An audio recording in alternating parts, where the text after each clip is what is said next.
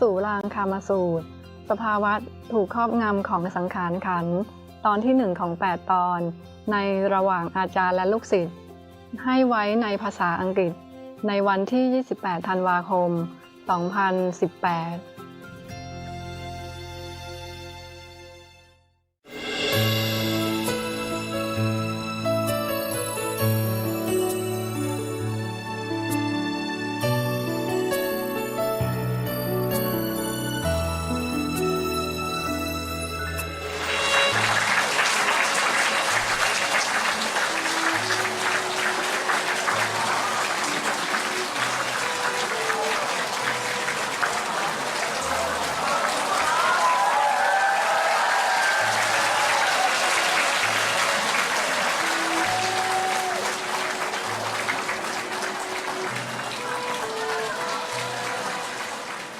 厨房呢？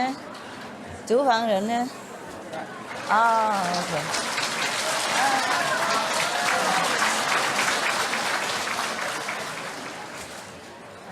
你带过去厨房人。是。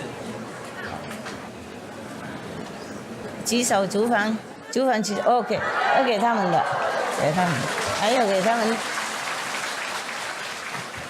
OK， 谢谢大家哈。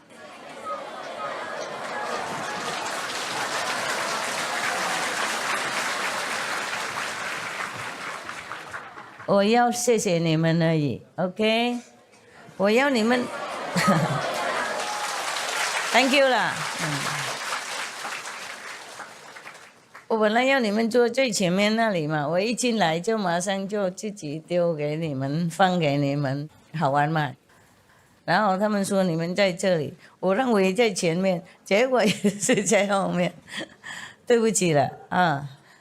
好，没关系。我心还是一样感恩大家主访人员 ，OK 哈 ，Thank you。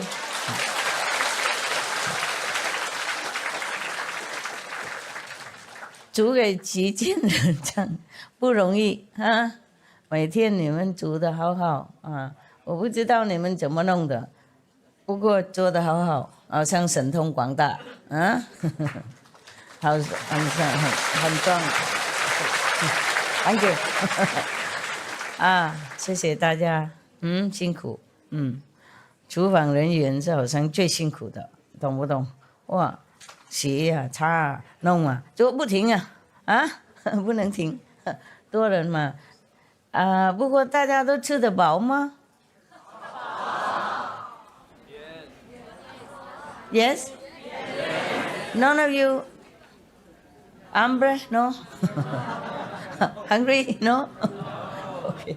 You understand, huh? Spanish. Oh, man. Yes. Lucky you all intelligent. Yeah. Yeah, I just do hambre, you know everything. You understand what it means.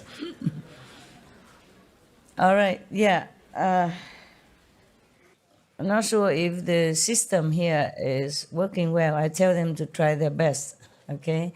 If not, then we just go to Sihu nearby, huh? It's in same province, yeah. Sihu is, you don't have this building, but you have a warm kind of tent, a big tent, and then you put your tent inside. Double warm. Yeah. Same with me. I have an inside tent and outside there also. I put some curtain, on the edge of the wherever, some structure. I cannot nail anything, some, but I cannot nail them all because they are iron. So what I do, I open a little door, and then I knot the string. I knot it too big, and then I shut the door so and lock it. So the string from this side of the door, also the same side in the other door, and they hold it. There's no nail. I just put in between the door and the door frame, and then I close it. And then I brought some of these pin stuff, the safety pin.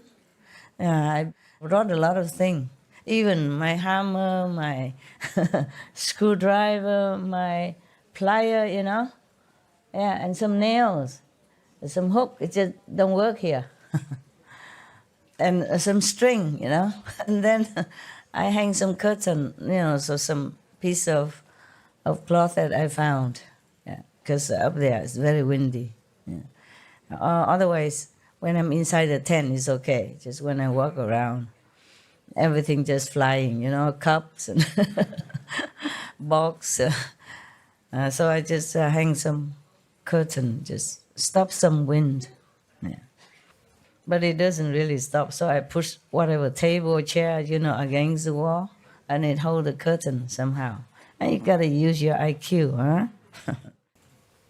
I prefer that, than in the room. Well, I preferred the room before, but since it's not very clean yet at the moment, I mean, spiritually, so I go to the roof, in a tent. I like it there. It's okay. There's no feeling of discomfort or complaint, nothing. It's wonderful to have a tent. In the Himalaya or in India before, I don't even have a tent. Yeah, I just have a sleeping bag and an umbrella. That is my tent. Yeah, when it rains, I just sit, close it together and the umbrella on top. It's okay. I don't know, maybe heaven feels sorry. So when I was there, it's not much raining. And when I went to Kashmir, it's only like a mist, mist, and it's not much. So I put the umbrella where my face is and my head, and it's okay. Therefore, I feel the tent here is a heaven already, yeah? Even if I could afford a tent, I could not carry all that, all the way and walking. In the Himalaya trail, they don't have any car, only horses, and you probably have to order long in advance, yes. I don't see many horses either. And even if there are horses, I don't think I have a heart to sit on it, because some horses, they don't have shoes on their thing, and they're broken nails and all that. And the people who carry luggage also as a laborer, they also don't have good shoes. Those plastic kind of flip-flops. I broken half already. Oh my God.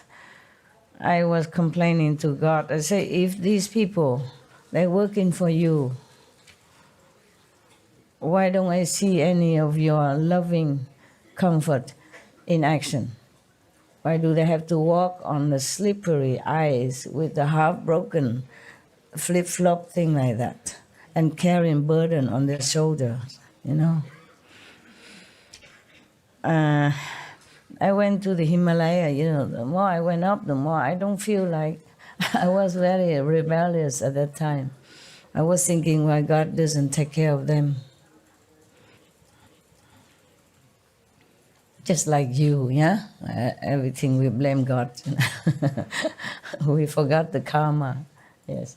And then when I went on the way to the pilgrim road to Himalaya, to the Ganges source, Gangotri, Gamuk, and all that, I met one monk, Hindu monk. He sat on the roadside with just only one plastic sheet on top as a roof, yeah? There's no wall, they just put like a bamboo pole or some wood pole in the middle, and then it's like that, nothing else. But he has a fire in the middle, in his tent. And then I complained to him. I say, how come people went all the way from the plane far away and walking distance?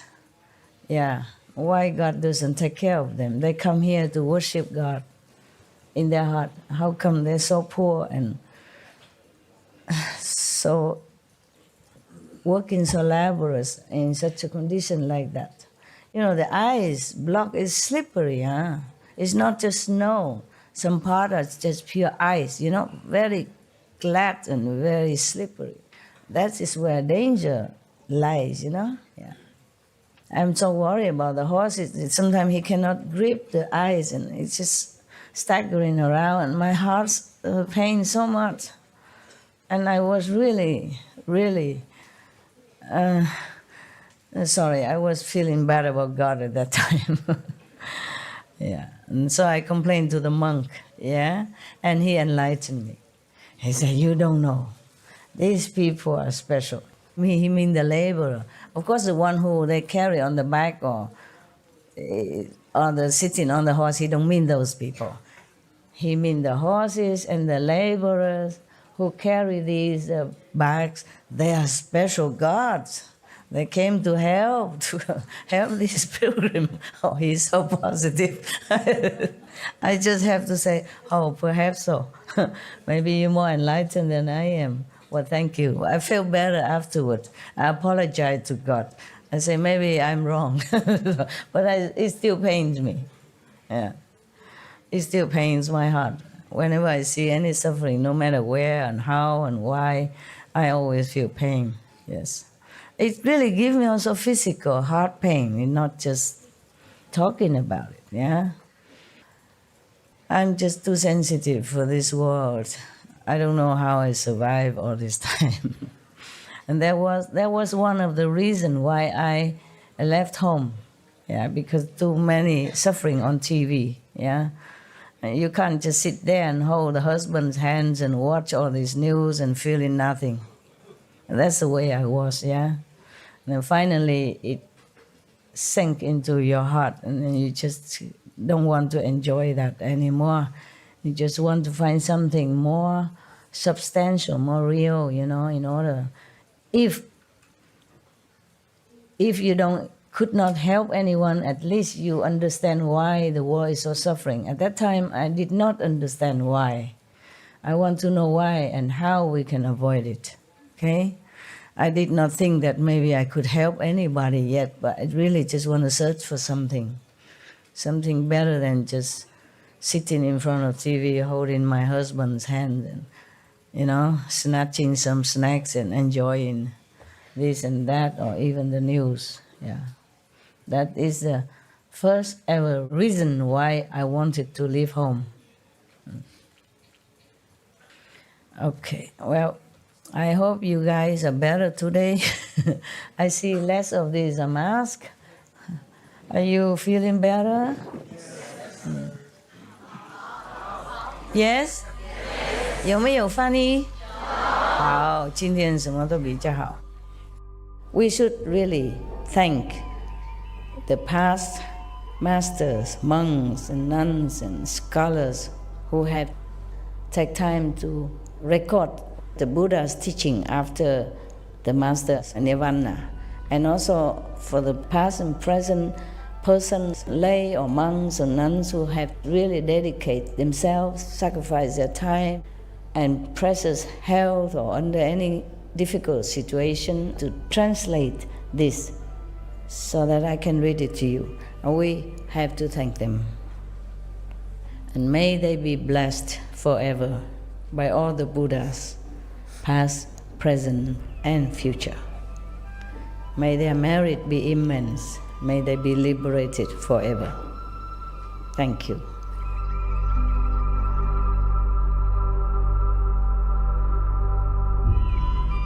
According to Buddhism and the believer and the tradition, when you read sutra and all that, you have to put on incense, flower, you know, and bow to the sutra first and thank all the Buddhas and Bodhisattvas in 10 directions, all respectfully, before you read it, okay? And then you cover the sutra also with silk or, you know, beautiful cloth, and I just make it more popular. Yeah, more easy, simple. And I apologize to all the Buddha. I say if I done something wrong, according to the tradition, my heart is full of respect. It's just that I cannot always do that. So please, all the sin, whatever I've done wrong, is all on me. At least other people, they hear the names of the Buddha, according to the sutta, they will get benefit. Yes.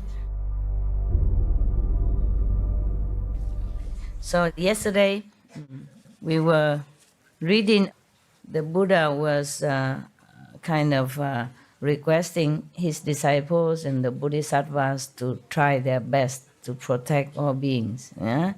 Like he said, in the Dharma ending age, after my nirvana, all of you should pass on the Tathagata teachings so that all living beings can awaken to their meaning. Do not let the demons of the heavens have their way. Offer protection so that all can realize the unsurpassed way. It is like this. The Buddha knew after his nirvana, there will be somebody or anybody or a lot of body come up, maybe just wearing the monk robes, or maybe just pretend to be Vimalakirti number 2nd or number 3rd, and teaching people the Buddha's teaching without understanding anything. Maybe just read, and somehow maybe enter some samadhi and then talk nonsense, or leading people into a bad way, just like the way we discussed yesterday with this physical lust, okay? So the Buddha knew that. After, it is funny, after any master died, they just try to copy it, not his own direct disciples or descendant of disciple. It's just that anybody, some even thinking, it's easy to be a monk, just wear the yellow robe. They don't know the monk true life is very, very ascetic. Take a lot of courage and discipline. And you cannot just still eat meat, drink wine, and profess that you are a monk. Something like that. But the later generations, the descendants of the descendants of descendants, they didn't have no idea, no clue. And just as many other people outside in the world, they have ambitions, They want to be rich, they want to be famous, they want to be worshipped, things like that. So they just take up Buddha's teaching or Jesus' teaching, or whatever teaching of the masters, and become that, and then blah, blah on, and then make trouble for people. Not only make trouble for themselves by creating bad karma, and they will go to hell, non-stop hell and forever hell, but they even mislead others to fall into these hells. The Buddha is so compassionate. He already foresee the future of harm that may be before other innocent beings, and he won't be there to help them.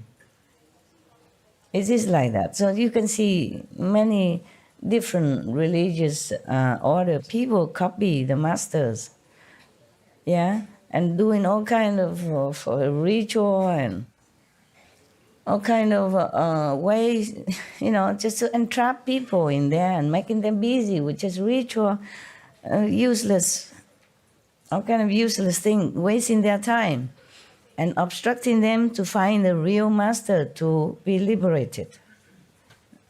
So the Buddha say that.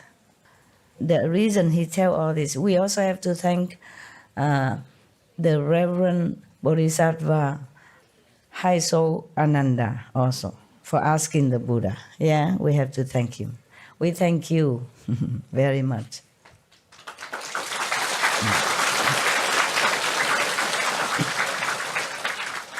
Many things the Buddha taught because Ananda asked. So he has a great compassion also. Yes. If Ananda did not ask, we would not have all this. Maybe Buddha did not think about it. And if Ananda did not ask on behalf of the mothers of Buddha, then we would not have any nuns, Buddhist nuns nowadays. Okay.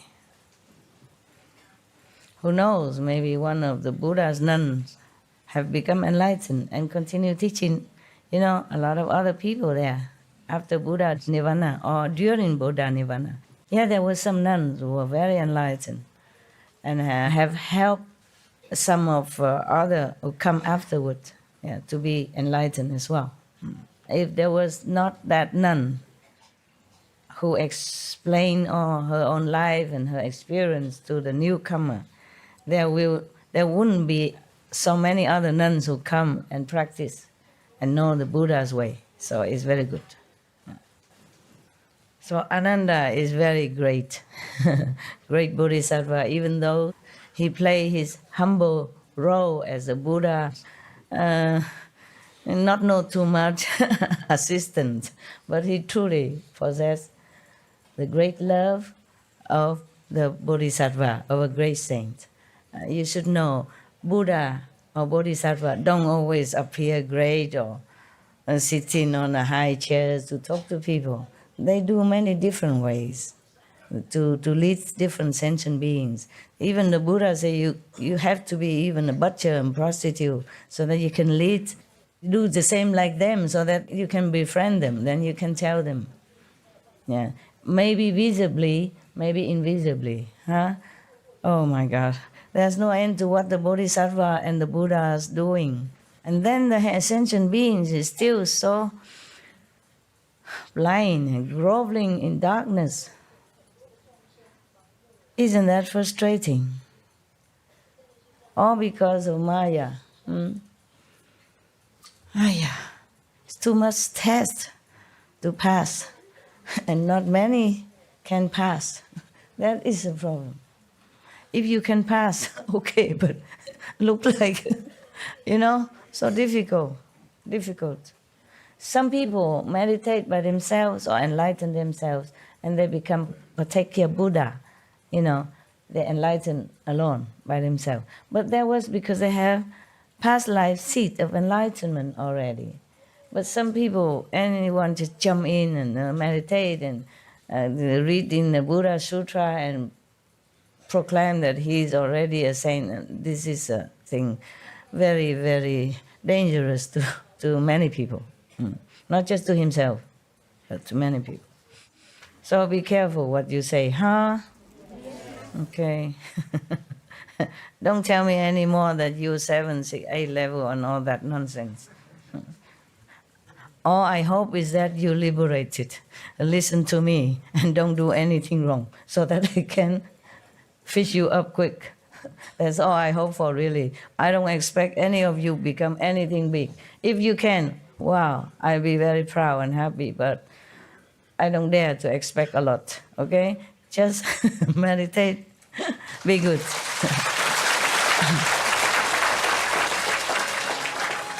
But who knows? You can be Buddha, Not that you cannot.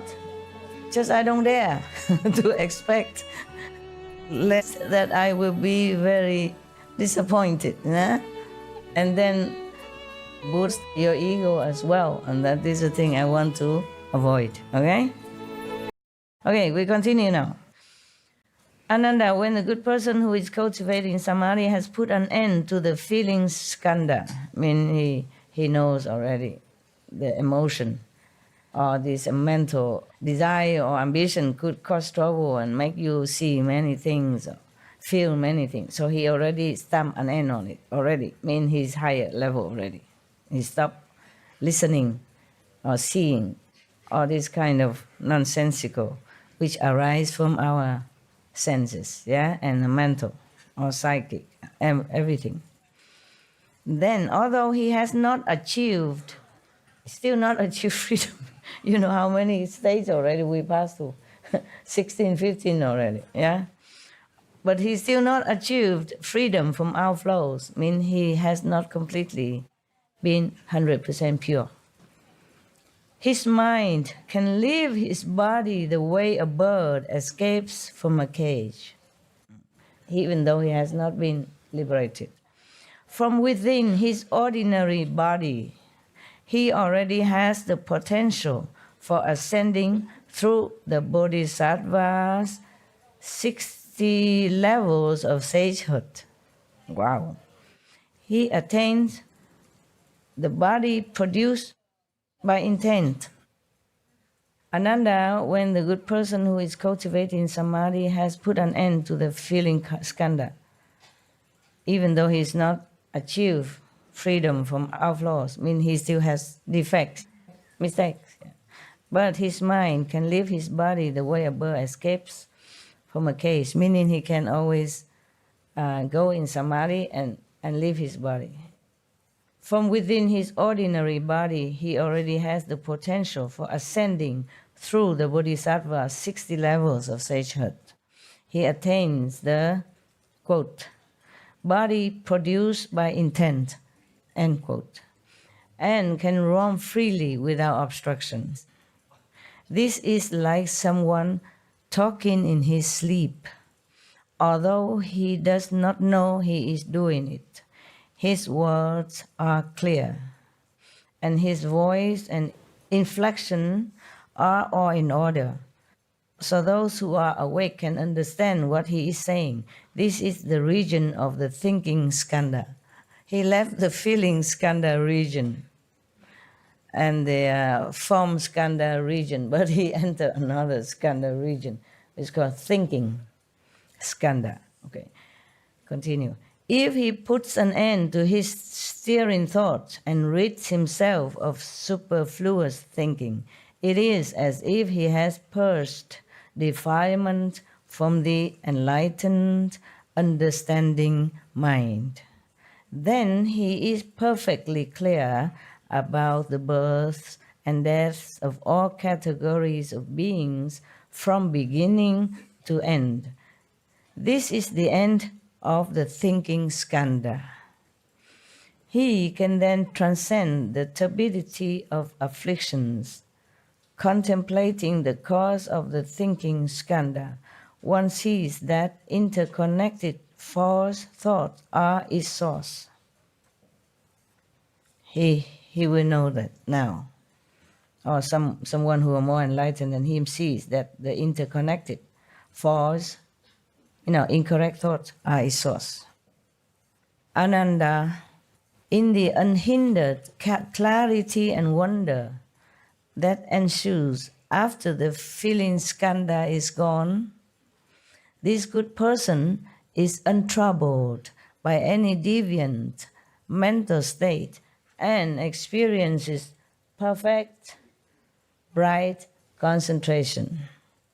Within samadhi, his mind craves its perfect brightness, so he sharpens his concentrated thought as he greedily seeks for cleverness and skill.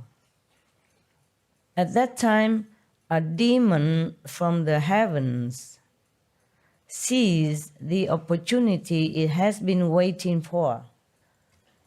He can go through 60 state of enlightenment and still get the demon's trap.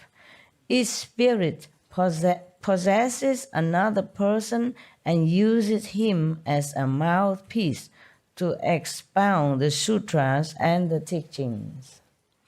This person, unaware that he is possessed by a demon, claims he has reached unsurpassed nirvana.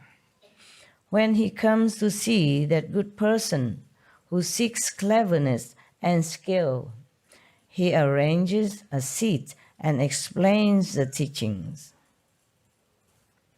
In an instant, he may appear to be a bhikkhu, enabling that person to see him as such, or he may appear as a Shakra, the god, one of the heaven god of the 33 heavens, or as a woman, or as a bhikshuni, a nun, or his body may emit light as he sleeps in a dark room. Okay, so this is not the person who is just practicing, but the demon possessed somebody else and then appear to this cultivator in meditation or normally, and then appear like he's a bodhisattva or monks and nuns, and so telling him things, yes? Because this one, the ghost or the demon, of course, has some power. So when he sleeps, he even emits lights and all that. So other people would think, wow, must be a saint. It happened. Yeah, some people have that before. Before here, not here. In Taiwan, yes. Somebody sleep and don't have electricity, but then the room is brightened. The good person, meaning the one that has been seeking cleverness and skill, while meditating, the good person is beguiled and fooled into thinking that the other is a bodhisattva, the one who emits light when sleep in dark room. Yeah. He believes the other's teachings and his mind is swayed. He breaks so his mind became misled, because he believed in this demon who possessed another person and emit light and talk Dharma and all that stuff. Yeah. Emit light in a dark room, eh? We would all think that person must be a saint, right? If we saw that ourselves, or something extraordinary. Yeah, many people believe that.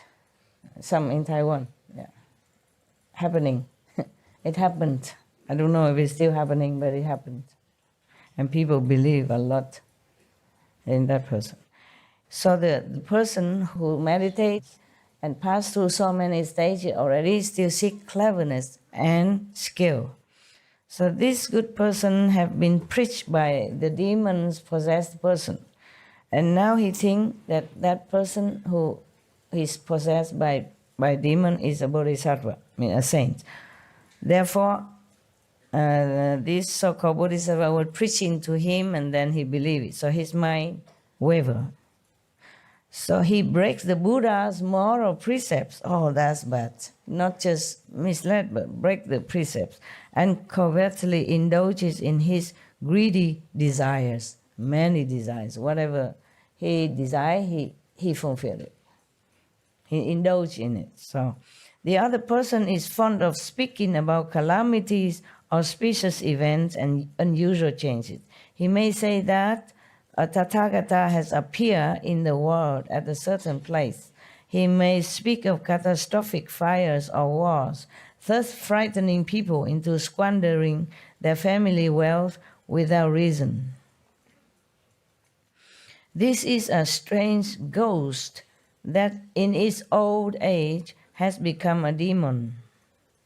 It disturbs and confuses the good person, but when it tires of doing so, it will leave the other person's body. Then both the disciples and the teacher will get into trouble with the law. When the demon, possess another person, not the meditator, that seek cleverness and skill, but a demon possess another person, a third person, and then he came and teach this meditator who seek cleverness and skill, and he preach a lot of things and talk about so many things, and many people believe him, follow him, and this ghost or this demon side of the game, he left. And then the person who was possessed before became nothing. And the so-called disciple, the meditator, also both of them became nothing again.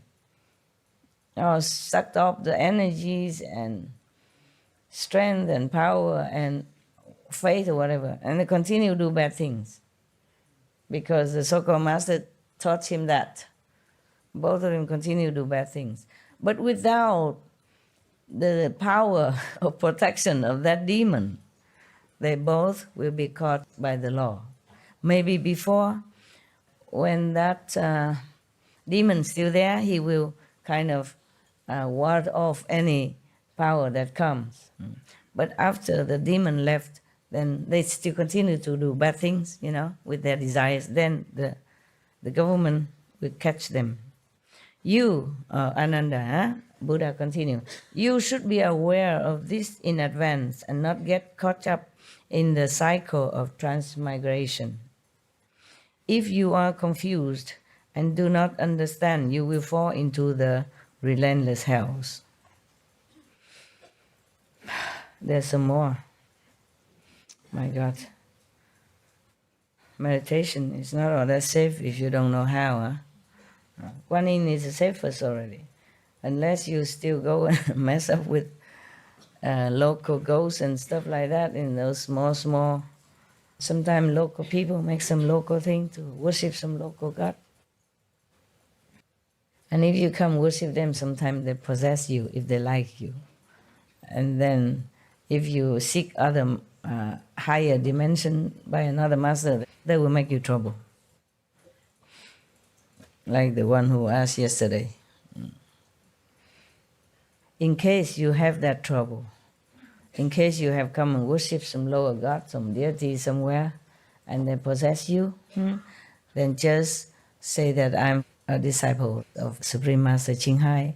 If you leave me alone, she might be able to help you to elevate your status. If you continue to harm me, then even if I'm harmed, you will not be any good. Yeah? So you leave me alone and I practice. I can share some of the merit with you.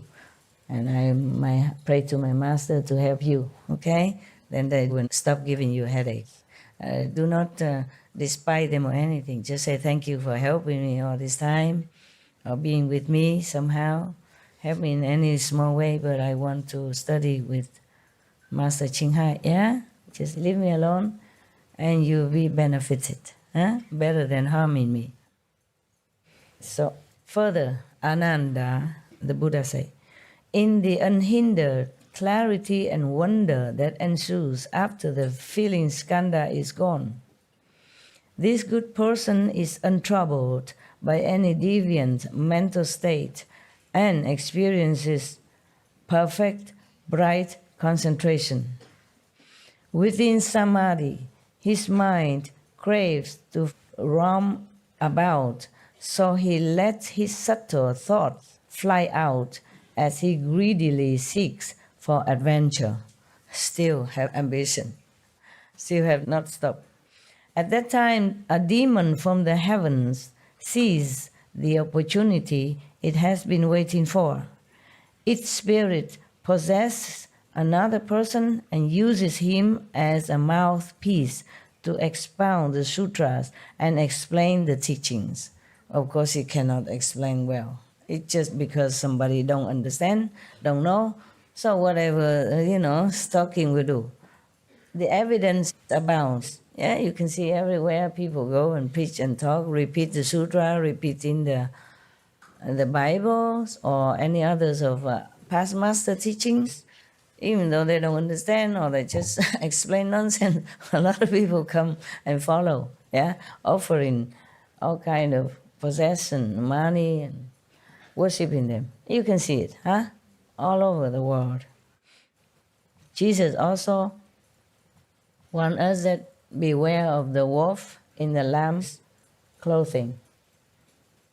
So the person who has been possessed, of course he doesn't know, huh? He's been blindfolded and seduced or bewitched by the power of the demon from heavens. From heavens, mind you, very powerful, okay? Not just a normal demon from your local little memorial place outside in the corner of the street. No, from heavens. So imagine how powerful he can be. At least more powerful than us, the human, in the human bodies, understand? But if you are straightforward, you keep the moral precept, at least the 5 precepts only, that's good enough. No one can touch you. No one can touch you, and don't worship anyone except God. Even if you don't find any master, if you don't believe me, just worship God only. God Almighty only, okay? Or Buddha, truly Buddha in your heart. You just ask for the true Buddha, worship maybe Shakyamuni Buddha, Amitabha Buddha, or God Almighty, or Jesus in your heart. You hold on to that, okay? If you ever doubt me or got out of here or got out of my circle, believe in God, believe in Buddha. Don't go worship any lower God. Or even gods from heaven, yeah? They might mislead you and you'll be in trouble. Rather, don't have any master or any spirit or anything, okay? Just worship God until you're clear whom you want to follow, okay? Whom is the one worthy of your trust, okay? Rather have no one. Otherwise, you'll be misled and then it's too late, Too late to turn around.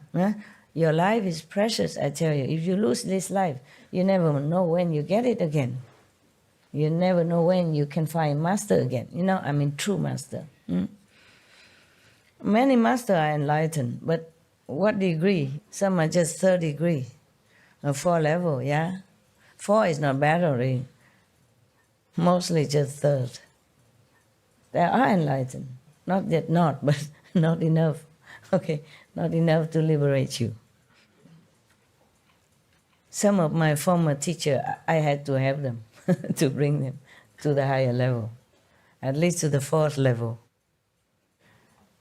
Maybe cannot bring to the 5th immediately, but the 4th, they are liberated. Huh?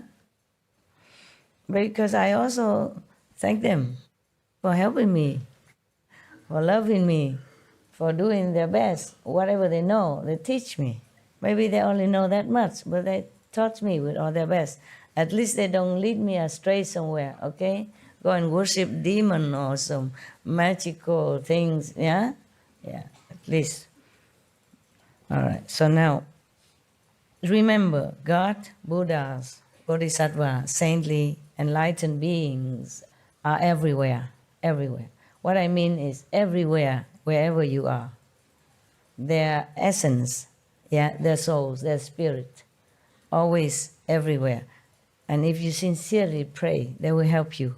If you don't have any master, sincerely pray, mend your way, be vegan, keep the good moral conduct as you know it, from the church or from the Buddhist temple, from the Buddhas or from other religious precepts. If you don't believe me for any reason, be a good person, keep the precepts, worship God and Buddhas. No lower God, no lower spirit or anything like that. They could harm you and then you can't get out. You can't get out of their clutch. And then even later, if you go find a master again, they make trouble for you. Yeah, they can. Because you were connected with them already and you worship them. And they control you already. And now you want to leave them? Oh, not that easy.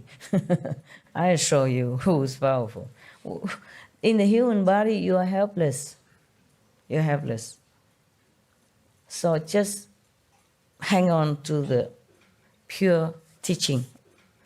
That's why when the 10th Guru of the Sikh died, he said, just trust the Granth Sahib, the teaching of the past Sikh master, because it's pure at least. It won't lead you astray. Yeah, if you don't find any master, you worship that.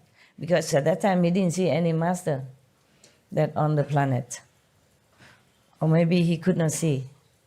Maybe the master has not appeared as a master. Maybe just born or maybe just ready, but not officially, yeah? So he say, worship the Granth Sahib. But that is for the direct descendants, okay? Direct disciples.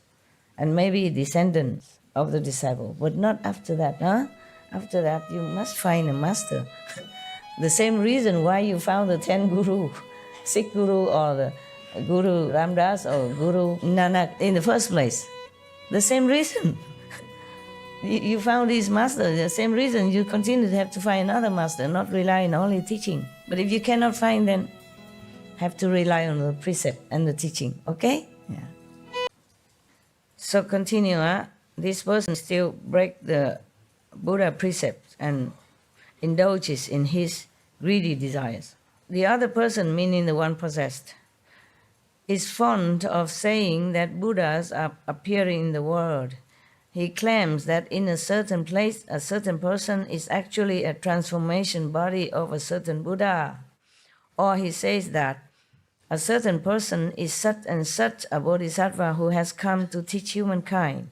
People who witness this are filled with admiration. Their wrong views multiply and their wisdom of modes is destroyed. It's terrible when somebody just talk like that, harming so many souls. This is a drought ghost that in its old age has become a demon. It disturbs and confuses the good person. But when it tires of doing so, it will leave the other person's body. Then both the disciples and the teacher will get into trouble with the law. Because they continue to do bad things, indulging in low desire, despite the moral conduct or despite the law. So, of course, after the demon left, they have no more power. Then the law will catch them at the end. Not just misleading people, but having trouble with the law as well. My God, I'm telling you, everybody's a victim, huh? I tell you. You should be aware of this, I mean Ananda and his assembly. You should be aware of this in advance and not get caught up in the cycle of transmigration. If you are confused and do not understand, meaning Anand, because Anand asked him, you will fall into the relentless hell. My God, the Buddha has a lot of energy, huh? He talked all this to Ananda. I don't know, we have to cut it into 3 days, 4 days, but he continued. I don't know how many days he teach Ananda in this. I'm not sure if he teach Ananda in the physical world or he teach in the astral realm, and then when Ananda come back, he wrote it down or tell people. How can a physical Buddha teach so much? Look here. And I cut some of the 20 pages mantra already. It's no use to you. You can't repeat all that. Okay? And still continue, huh? Maybe he just said, okay, let's take a rest and have lunch and go back tomorrow, no? Because he has to go out and take alms, no? It could be maybe in the rainy day, rainy retreat. The Buddha has time every day, all day, to teach them and not go out for alms. In the monsoon season, it rains a lot. The Buddha don't let the monks go out to beg for food. But at that time, he already had a lot of disciples, so they bring food and necessity to them instead. I guess that's what it is.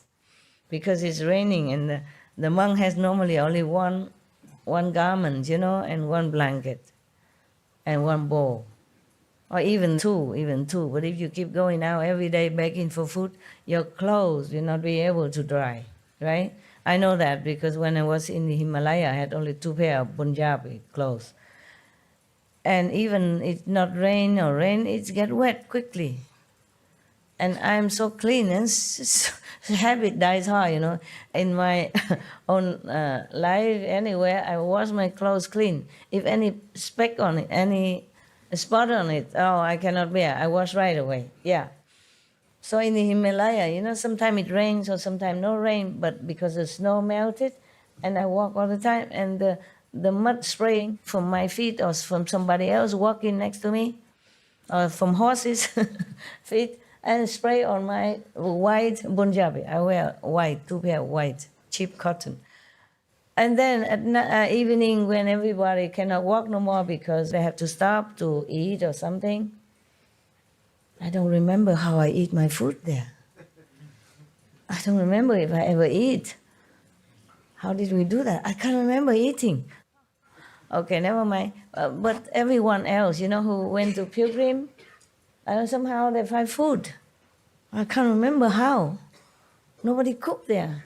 And then we go and stay in some mud house, mud floor and all that. But my clothes, they have some black spots from the mud. And I wash. And then it won't dry. And I wear another one. But that works only the first day, huh? The second, the third day, the clothes always wet, and I just wear it. I wear it wet. It's not like dripping because I hang behind the fire they pay for. I didn't pay, so I hang behind people, and it somehow not dripping wet. It's just still wet. And I just wear it, and after you walk for a while, it just dry by itself. Yeah. Maybe that's why the Indian wanted to marry me. He think I'm some sort of big shot, magical power, tough, superwoman or something. I wasn't. I was just blind, blind from anything around me, except want to know the truth. Blind, really blind, and my mind blank, I think. Yeah. In Germany, if you're a wife of a doctor, you're somebody, not too bad. And left that kind of life and walking alone like that. Huh? 2 pair of clothes and wearing wet and then dry it by no time. So they think maybe I have too much heat even. Like the solar plexus heat that can dry the body. The Himalaya monks or yogis, they can do that. They dry their clothes with the heat of their body. They don't have tumble dry or clothes dry, nothing like us. And they don't have that many clothes. So they just have to learn to dry themselves by their own body heat.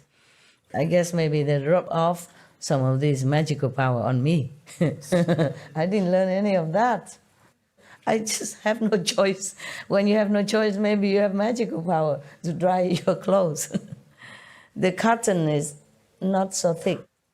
So if I wear for a while, it becomes dry. Very convenient. How cheap you can live there, Nowadays, you have to pay for detergent, for washing machine, for tumble dry, for dryer, and all that. But I have to pay a lot, and I have to clean it now and then. Yeah. I don't know if the civilized life is better than the life in that Himalaya, the life that I lived. I'm not sure which life is better. I don't know which life is more comfortable, more convenient. But it's not like all that romantic. You walk and then you have to go and find your bathroom, and sometimes you're in the wilderness and then you hear some noise and you're scared, some animals, yeah. And also sometimes you can't find food. Yeah, and now I remember one time. The only one time I remember food is that time, because I went into a small store. So many pilgrims, and he has only half of the bucket of the flour. The flour that they make chapati. And I can get only one chapati. And that's already lucky. People who come behind, they say only the empty bucket, no more. Just a small little boy from somewhere village, he has only half a bucket of chapati flour. It tastes like heaven. Oh my God, I never remember anywhere tastes so good like that. I just remember the coming down from the Himalaya, I got that. Anywhere else, I don't remember how I got food. I don't remember if I ate. I cannot really remember. Just that time, only one, because it tastes so good. And then I asked for some more, I don't have more. Tastes so good. So it's not like you take a stick, like master, and a sleeping bag, 2 pair of Punjabi, and then you walk there, and maybe somebody wants to marry you and that stuff. It's not like that, okay? The road is very difficult to walk sometimes. And if you're not careful, you fell down and die, okay? Because it's very steep. Some places high mountain, and down there is a river or the ravine, something, you can die anytime. And also because the ice is very slippery, yeah? So do not copy, okay? I don't recommend, really, I don't.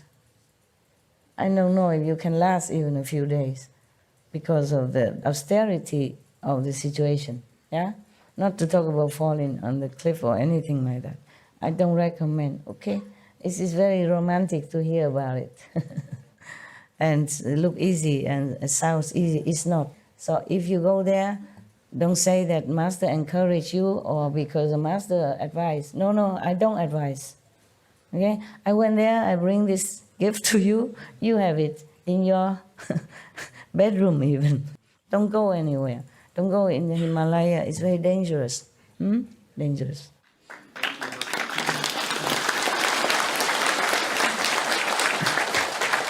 If you don't believe me, you ask this Indian brother if all the Indian think is a dangerous place or not. You tell them, brother.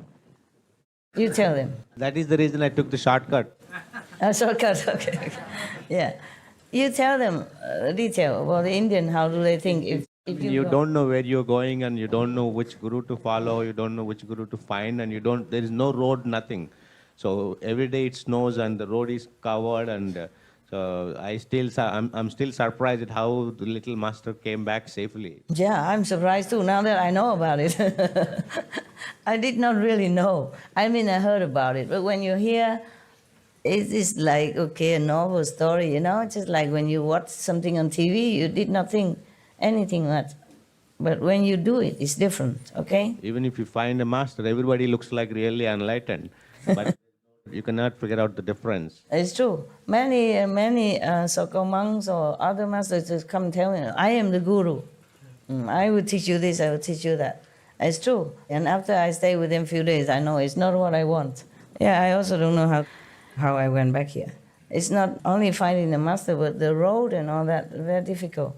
Yeah, every comfort that you think you might have because you have money is wrong. Even you have a lot of gold or money with you, you can't even buy food there. You can't find a hotel or anything like that. As your brother said, there's no road. You don't even know which road, and then the roads are all covered with snow and with ice. Please don't go, eh? Please don't.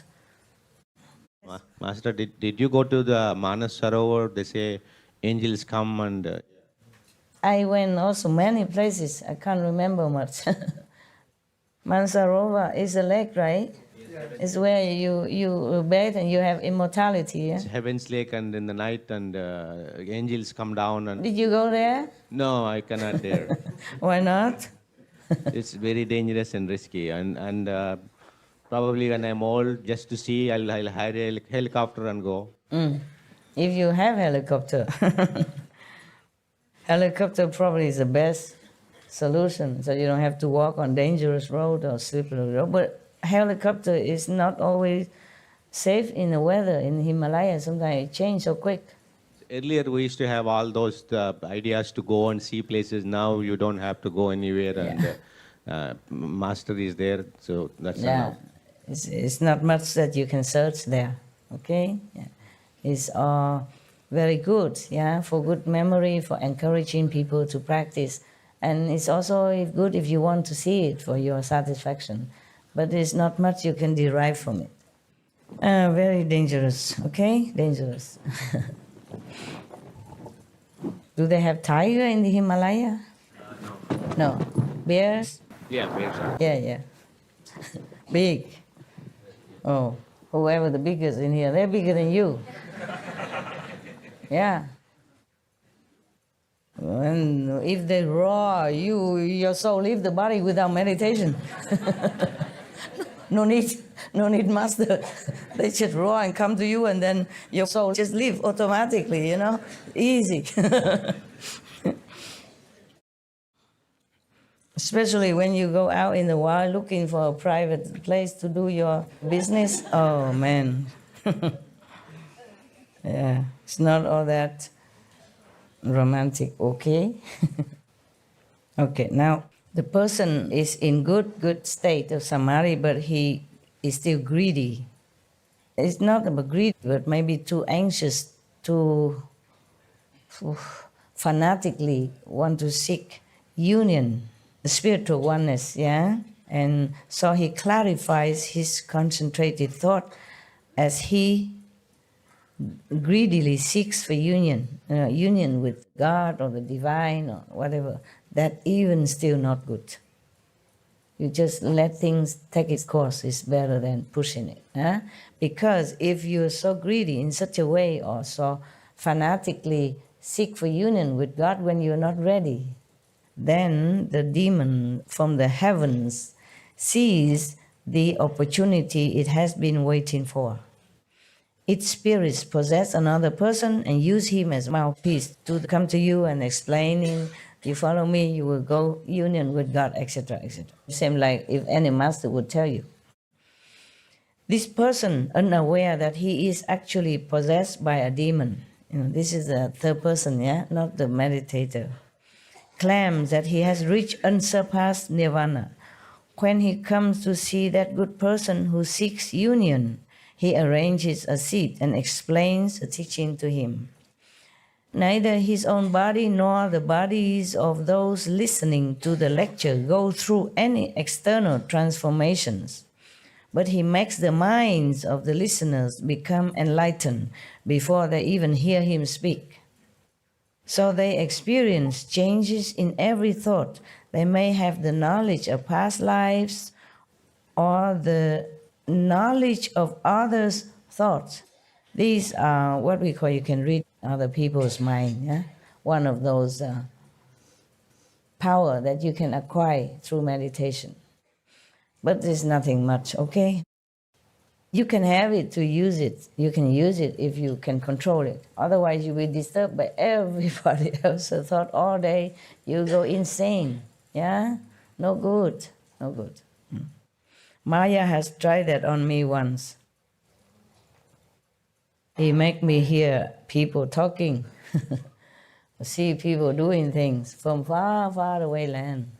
I said, oh, get over there. Go away. I don't seek this kind of cheap, I say cheap game, you know? Yeah. Yeah, the Maya try many ways to enchant you, to make you stray away from your noble, high purpose. So they may even see the hells or know all the good and evil events in the human realm. They may speak verses or spontaneously recite sutras. Each person is elated and feels he has obtained something unprecedented. See, this is all for magic. The good person is beguiled and fooled into thinking the other, the preaching one, is a bodhisattva, the possessed one. You see how powerful the demons can be, huh? So powerful. So we really are very vulnerable to all kind of cheating, all kind of misleading. Oh, really terrible. That's why I'm telling you, I feel sorry for everyone, even the worst criminal. Yeah, who knows? Maybe the demon possessed him and make him do things like that. Yeah, it happens, Sometimes a criminal, they did something, and when they're out of that possessed state, they don't remember what they did. But of course, the police won't believe him. That is a problem, yeah. I feel really sorry. I feel all the beings on this planet are all victims of some sort, of some influence, either by other beings, by other humans, or by demons. That's why I'm really sorry for them.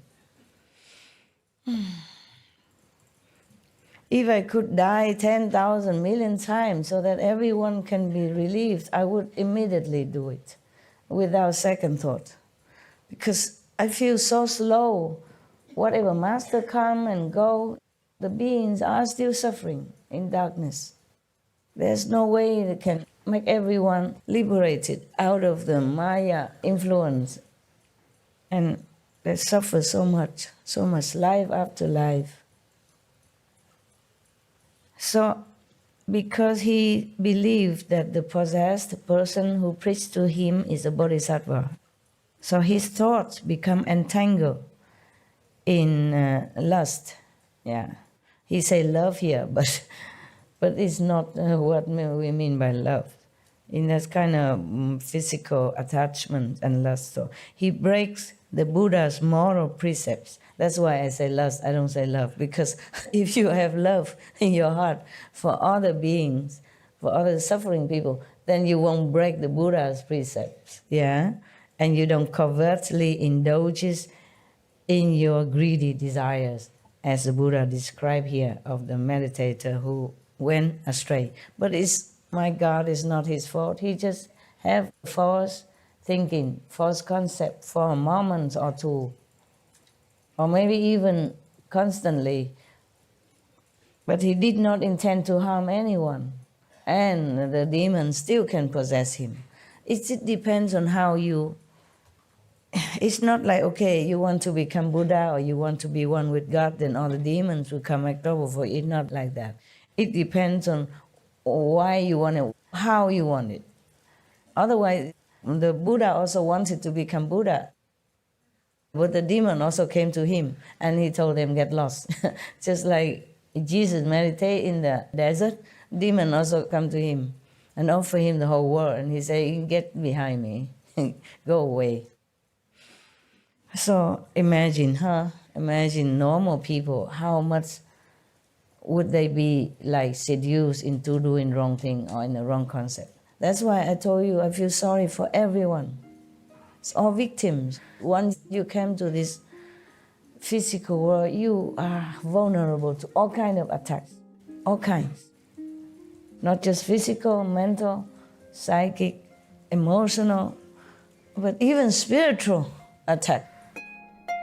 So he is fond of saying, same to other ghosts before him, The possessed person is fond of saying that there are greater Buddhas and lesser Buddhas, earlier Buddhas and later Buddhas, that among them are true Buddhas and false Buddhas, male Buddhas and female Buddhas, and no such thing as male and female Buddhas.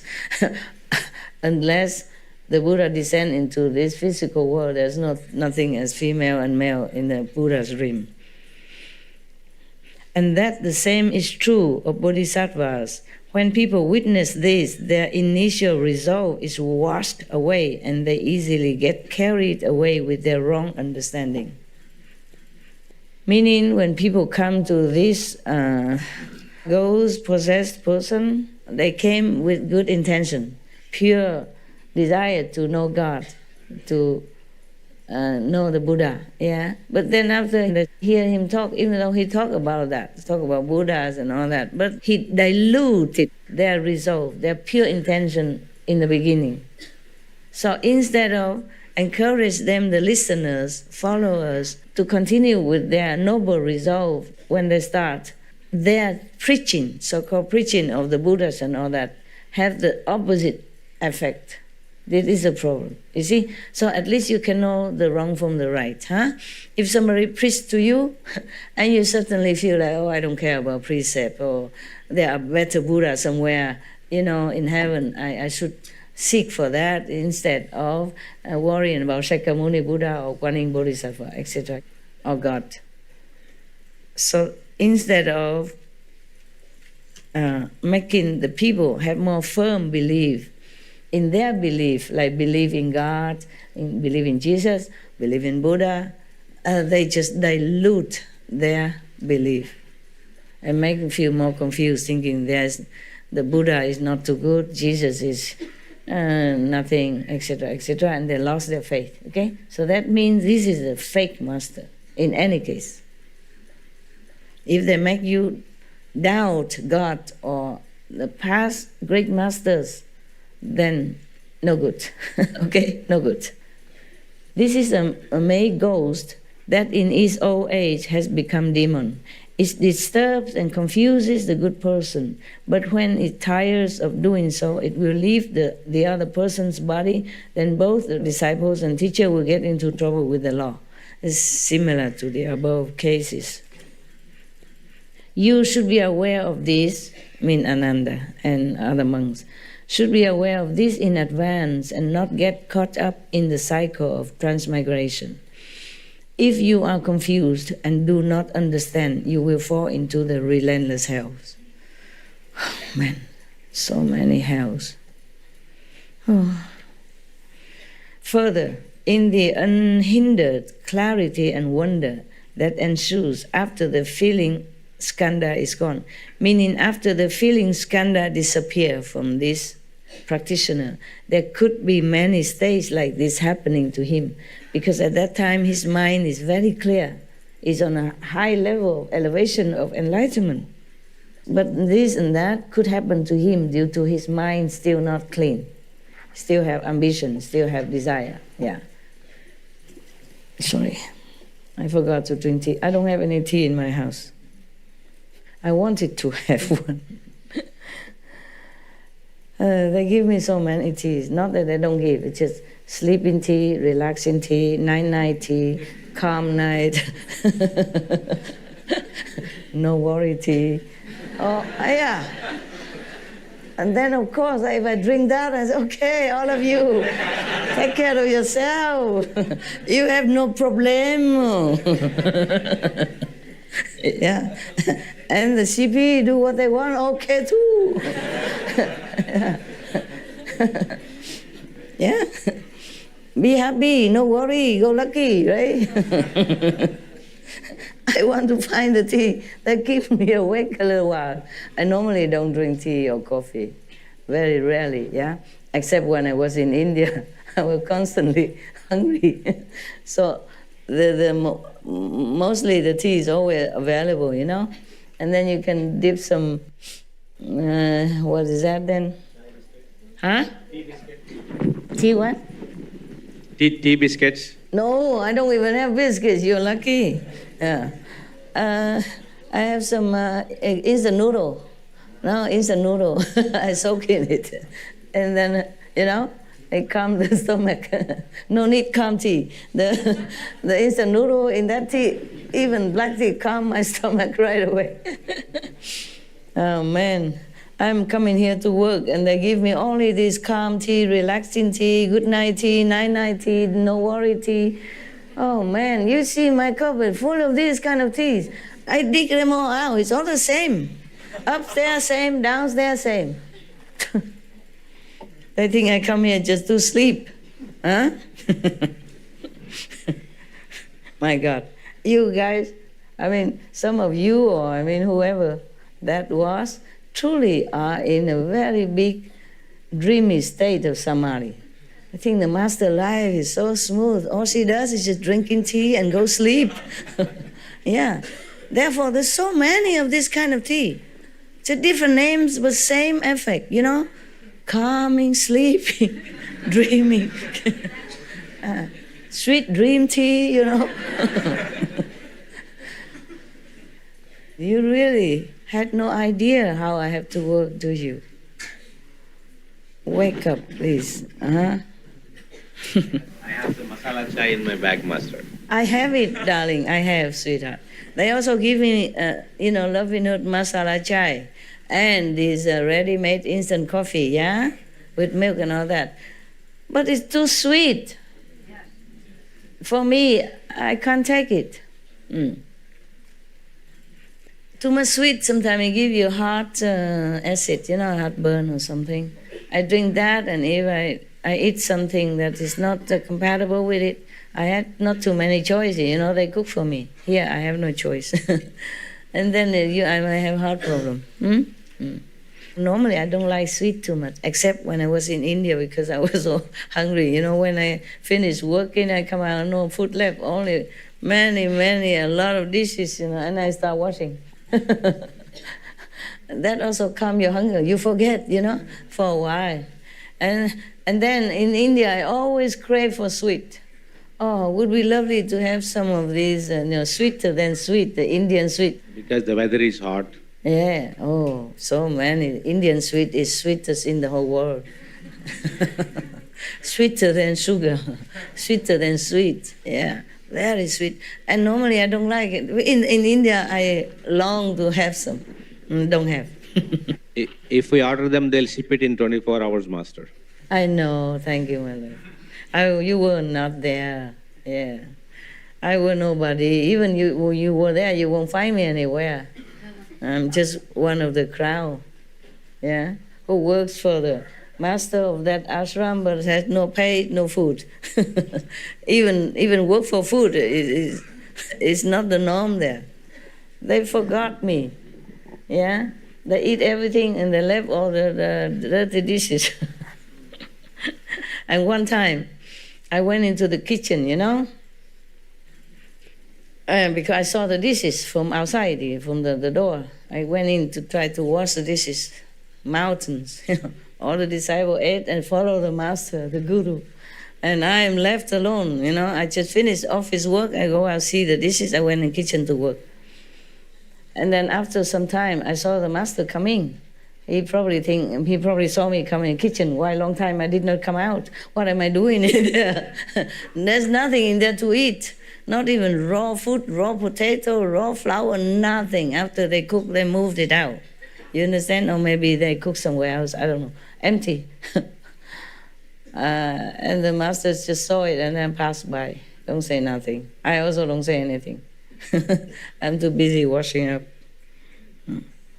Yeah, it's just karma, okay? It's not the Indian people. They're very hospitable. Huh? Everywhere you go, they offer what they have. Huh?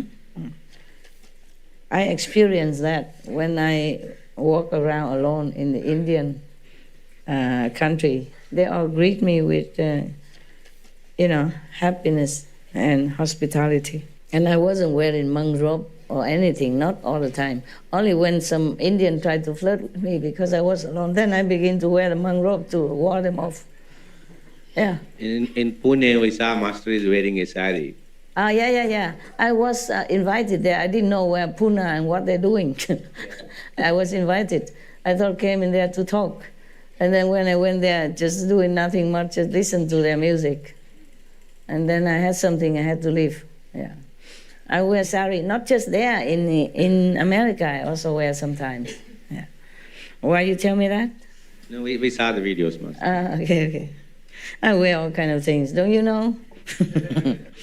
My wife is Indian and she saw Master wearing sari, she felt happy. Of course, yes. And that's why I wear it, to make your wife happy. And many other wives happy. What do you think why I wear it? And she put it as a picture on the laptop, desktop picture. Ah, my guru, Indian. Yeah, they like, of course. Wearing sari is not all that easy. It's a long, long thing. You have to know how to wrap it, otherwise it keep falling. One layer after another keep falling, you know. It's 5 meters. Yeah, you have to know how. Otherwise, you must have a servant who will help you. Otherwise, every layer keep falling off. It's like a spiral, yeah. You must know how to tuck in where and what. Otherwise, it keep falling, you know, one layer after another. Yeah, it look beautiful, though, when the Indian wear it. Beautiful, yeah. All right, thank you. I ordered the sari for me when I go to India. Yeah. Okay, now it's a May ghost that in its old age become demon, blah, blah, blah. You know, the teacher and disciple got into trouble with the law. You should be aware of this. Further, in the unhindered clarity and wonder that ensues after the feeling skandha is gone, you get rid of this attachment from emotion. And then your mind is very clear and brightness everywhere. Wow, even then. This good person is untroubled by any deviant mental state and experiences perfect, bright concentration. I didn't learn all these words in English school before. What is deviant? What is samadhi? What is all kind of things. I don't think they teaching you about demons and May ghosts and all that in English school, did they? No. Okay. They don't even know what May ghosts is. They probably never heard it in their whole life. Or many incarnations never heard of May ghosts or Lee ghosts or, you know, desire ghosts and a clever, bright ghost or whatever. My God. And we think we're the only beings on this planet, huh? Oh, many people think they are the only beings. I mean, everywhere. The whole universe is only us. Yeah. No one else. There's some theory thinking like that, huh? The Buddha showed him. And then after he get rid of the feeling skandha, that he's more clear, okay? He's non-attached, no more emotional, and even he can control his emotion. That's what it is. Maybe he still has emotion, but for him, he knows it's just a state of mind. It's easy for him to control now. And he's untroubled at all by any deviant mental state and experiences perfect, bright concentration. Wow. Everyone would think you already, get to the seventh heaven, right? Within samadhi, his mind craves to know the origins of things. So he exhaustively investigates the nature of physical things and their changes from beginning to end. He intensifies the keenness of his thoughts as he greedily seeks to analyze things. Even in samadhi, how can anybody be thinking like that, huh? You would think if you are in samadhi, you're all quiet and tranquil, peaceful, still have some of this subtle thought from the mind, because the mind has been programmed, a second level, not high level. So you're programmed to think that, do that, want that, and then also the memories from this physical life. When you're born until now, you have so many images recorded, from the brain, and then transmit. The mind also know it, and then that's how it keep broadcasting out for you, just like a record player. So, at that time, when he was greedily seeks to analyze things, because when you want to analyze things, that means you're still in this kind of intellectual trap, of thinking what's right, what's wrong, where, why, how, what, yeah, and all that. So you're not truly enter into the deep state of reunion with God. That's why the ghost can come. Now, at that time, a demon from the heavens sees the opportunity it has been waiting for. Its spirit possesses another person and uses him as a mouthpiece to expound the sutras and explain the teachings. This person, the one who possesses, unaware that he is possessed by a demon, claims he has reached unsurpassed nirvana. When he comes to see that good person who seeks to know the origin of things, he arranges a seat and explains the teachings, maybe the Buddha's teaching or any other master teaching. His body has an awesome spiritual quality which subdues the seeker. Oh, the poor seeker is too weak for him. He has awesome power, oppress him, so he cannot even think anything, because he's so eager to seek knowledge of the origin of all things. Yeah, and then he himself being cheated by this demon. He makes the mind, the possessed person, makes the minds of those gathered beside his seat spontaneously compliant. Yeah, compliant, meaning they just so subdued in their mind that they have nothing against him at all, cannot, not even rise in a doubt or a thought or even a little suspicion, nothing, all spontaneous compliant. Imagine the demon's power. If the Buddha were to use that, and he subdued the whole world already, no need anybody else to come behind him. You see, that's the difference between a Buddha and a demon. The demon, he uses power just to control people. The Buddha, he has to use reason. Yeah, if he used his power at all, it's because that person needs it. Maybe need to heal at that time, need to be awakened from some trouble, like Ananda, for example, and to use it to help his disciple, yeah, in time of need, yeah. Otherwise, if the Buddha used all his power just to bless this person, control that person, then the whole India at that time would kneel at his feet already. No need me to sit here and repeat after him. Understand? So Buddha don't use this kind of power. Jesus did not. That's why they still can doubt him, slander him, and even kill him. You got that? That is a difference. The master like Jesus or Buddha, they are mighty, mighty, mighty. They have to be humble, to be born like a human beings, and just use reason. Use logic to tell people that this is logical, this is reasonable, you should listen. And then they listen, they believe. Then the Buddha transmits more insight power to them, give them initiation, awaken their Buddha power, awaken their own ability and enlightenment inside. Imagine a Buddha who has been practicing eons like that, so much power, and still has to humbly be just like a normal person and let other people even doubt him, slander him, and want to assassinate him. Jesus is the same. That is the difference between black magic, demonic power, and the true power of love. People might feel love, and they're drawn to him, to the Buddha, to Jesus, or feel in his benevolence, or feel in his brilliant logic, reasoning talk. Then they come.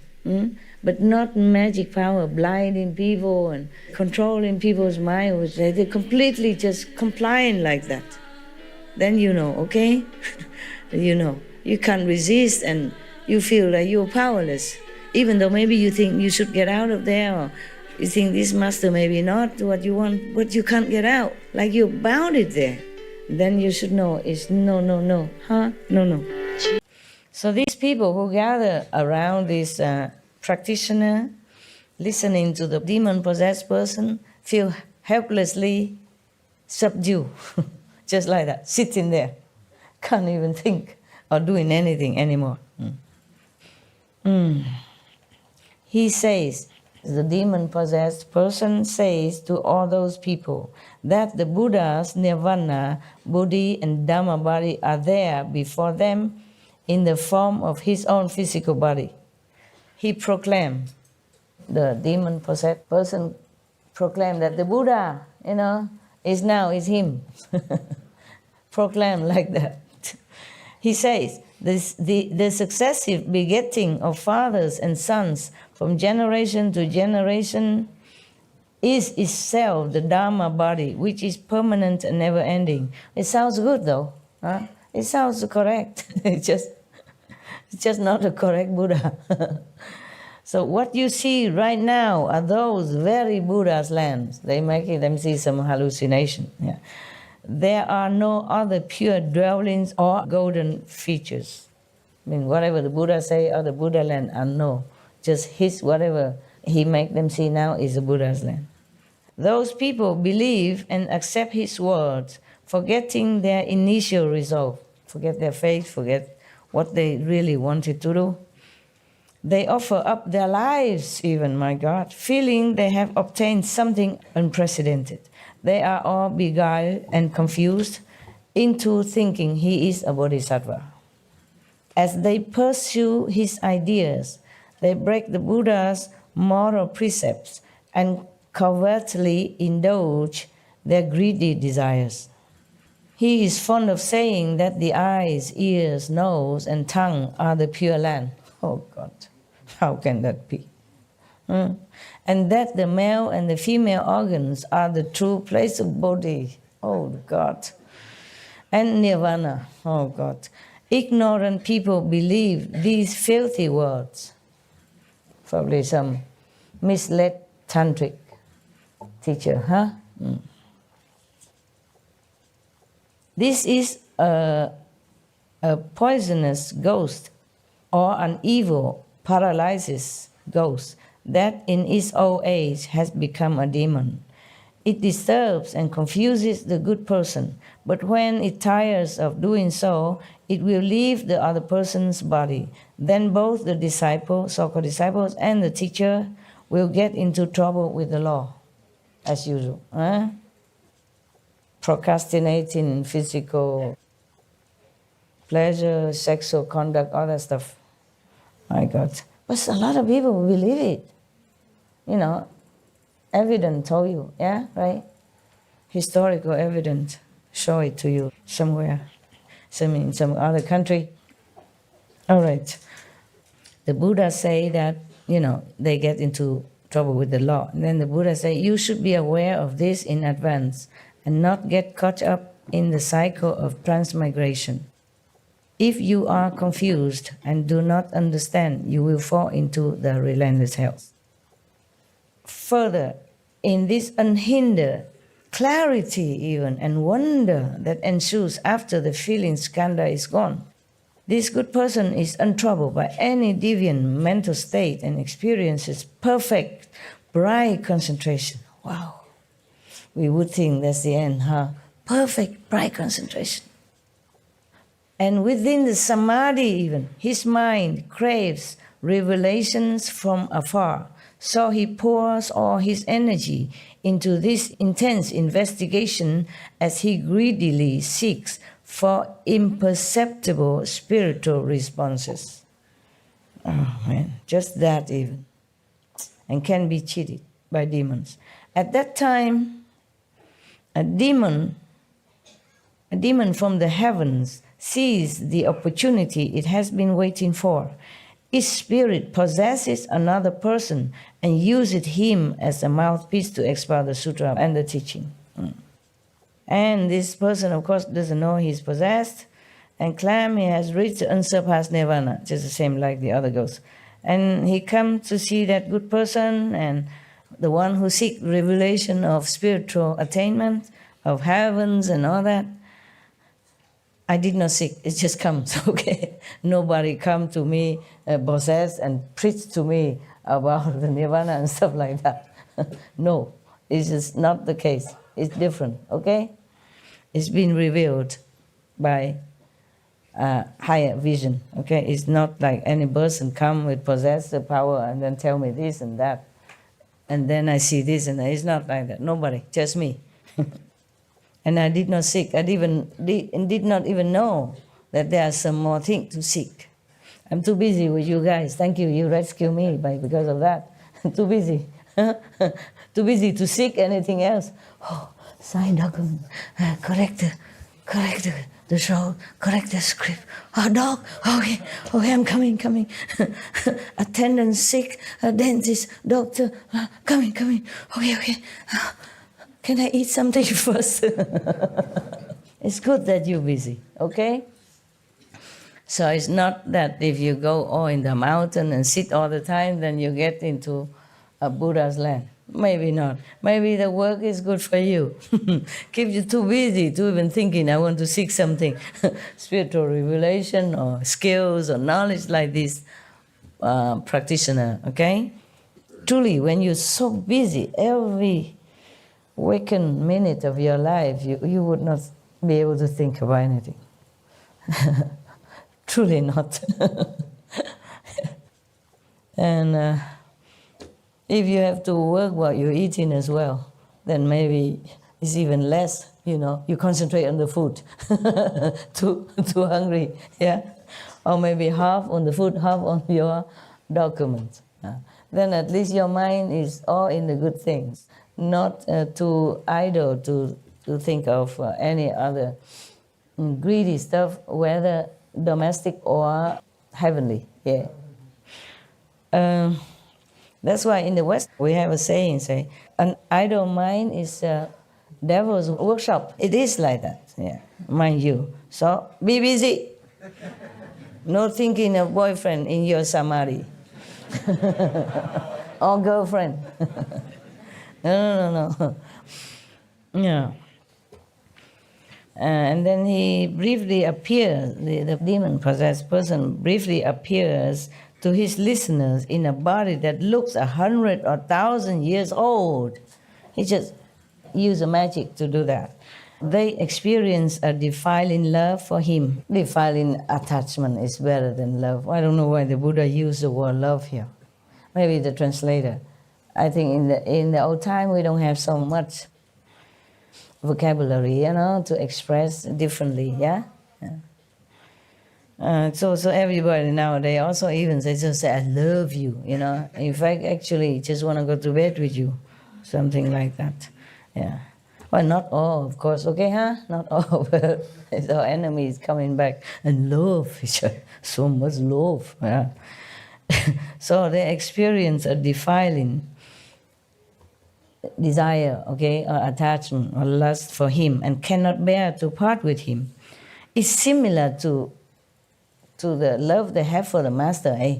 When the Buddha was alive, the disciple also want to be with him all the time, yeah? And always come to see him. And when Jesus was alive, people also hang around him, yeah? It's so similar that you could not even tell. And don't you see how poor people are? How pitiful our beings are, eh? Yeah. They don't even know anything. And these guys come from nowhere and then defy them like that and cheat them like that. This is not fair. I tell you, that's why I hate Maya. I say I look down upon you. I have no word to describe how much my heart despises you. I have no words. Just get out of my sight. Sometimes you come and blah, blah. So get out of my sight. I feel repulsive when I see you. Yeah. When I think of whatever you do to other people, you better stay away from me. So we are not the same type. We're not the same kind. Okay, so they cannot bear to part with him even. So they personally act as his servants, tirelessly making the 4 kinds of offering to him. Each member of the assembly believes that this, possessed person is his former teacher.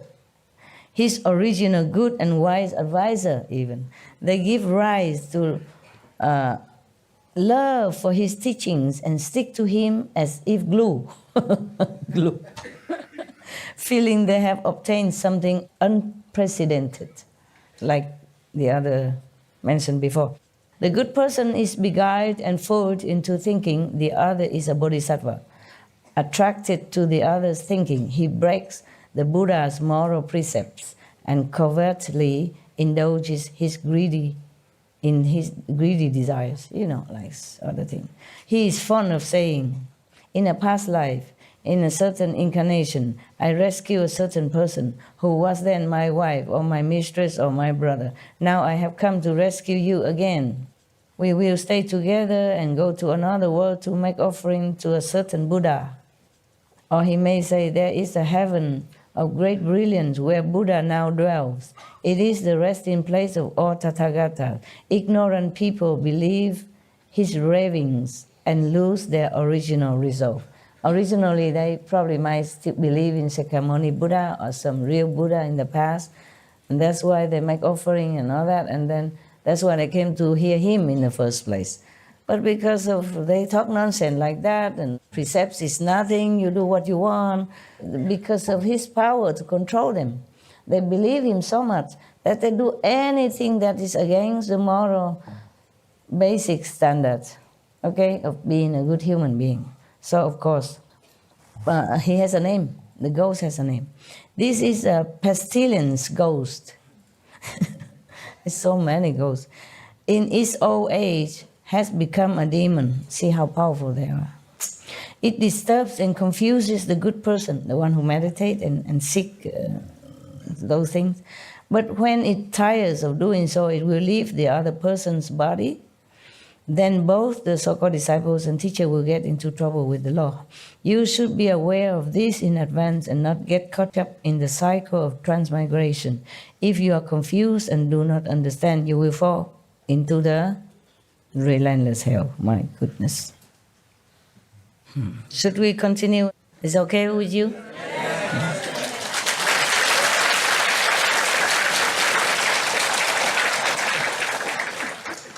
How come you like to hear about demons so much? Huh? You love to avoid them. Okay, good. Thank you. Knowing us and knowing others are the way to win, the way for victory. If you just know yourself and you don't know others, your opponent, then you will lose. Huh? That's good. That's what we say in Vietnam. Knowing the opponent and knowing yourself, meaning know the capability of both. And 100 times you fight, 100 times you win. I mean, you win anytime. It's good that we know our opponents, yeah? It's not a monk who sits there, Buddhist or Tibetan monk, no? I look at all of you like monks and nuns nowadays. In this assembly, you have all become monks and nuns, at least for 1 week, at least for some days. The demons scare you to death. You're not there to think about anything else, right? Thank you, Buddha. Thank you.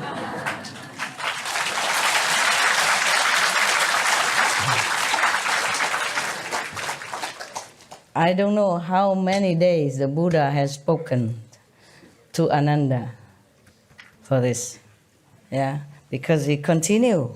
It doesn't say here, okay, let's go have a tea break or anything. Continue forever.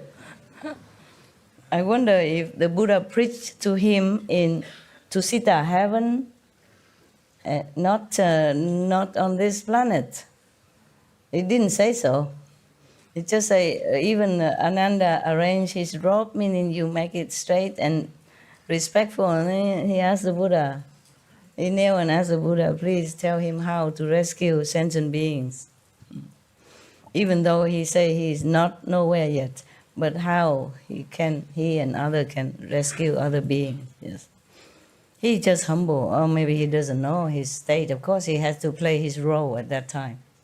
Otherwise, how come the Buddha just die not long and then he enlightened and become, one of the successors right away? Huh?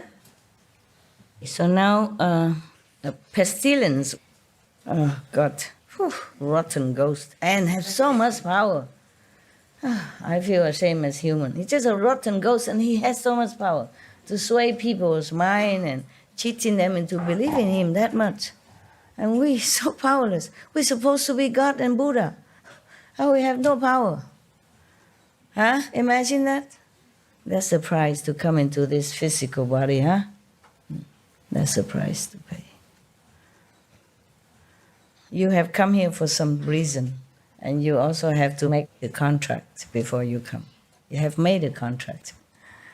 Maybe also intended to do good, but then when we come down here, they make us forget everything, forget, and just go with the flow. This is a pestilence ghost that became a demon in his old age. It disturbs, confuses people. When he leaves the body, that body, then both of the so-called disciples and the teacher will get into trouble with the law. The Buddha doesn't say so-called disciple. I added to make it more clarified for you, okay? Yes, because the Buddha he's so gentle. He said that both the teacher and the disciples, this kind of disciple and teacher. Further, in the unhindered clarity and wonder even that ensues after the feeling skandha is gone. My God, the feeling skandha is a big hindrance before, so that you cannot go into further stage. But after that, you still are vulnerable. This good person is untroubled by any deviant mental state and experiences perfect, bright concentration. But within samadhi, when he's sitting in samadhi, my God, his mind craves deep absorption, so he restrains himself with energetic diligence and likes to dwell in secluded places as he greedily seeks for peace and quiet. Even in samadhi, still fall into trouble like that. So beware, okay? Always recite the protective 5 names and the gifts, if you remember. Yeah. And do not think that you're anywhere yet. Even if you're anywhere, so what? Okay? Important is be a good person. Keep the moral precepts. Meditate diligently so that you can elevate yourself and maybe some leftover blessing for other people around you. And if there are enough people like that on our planet, then the world will become a much better, peaceful, paradise-like. Yeah.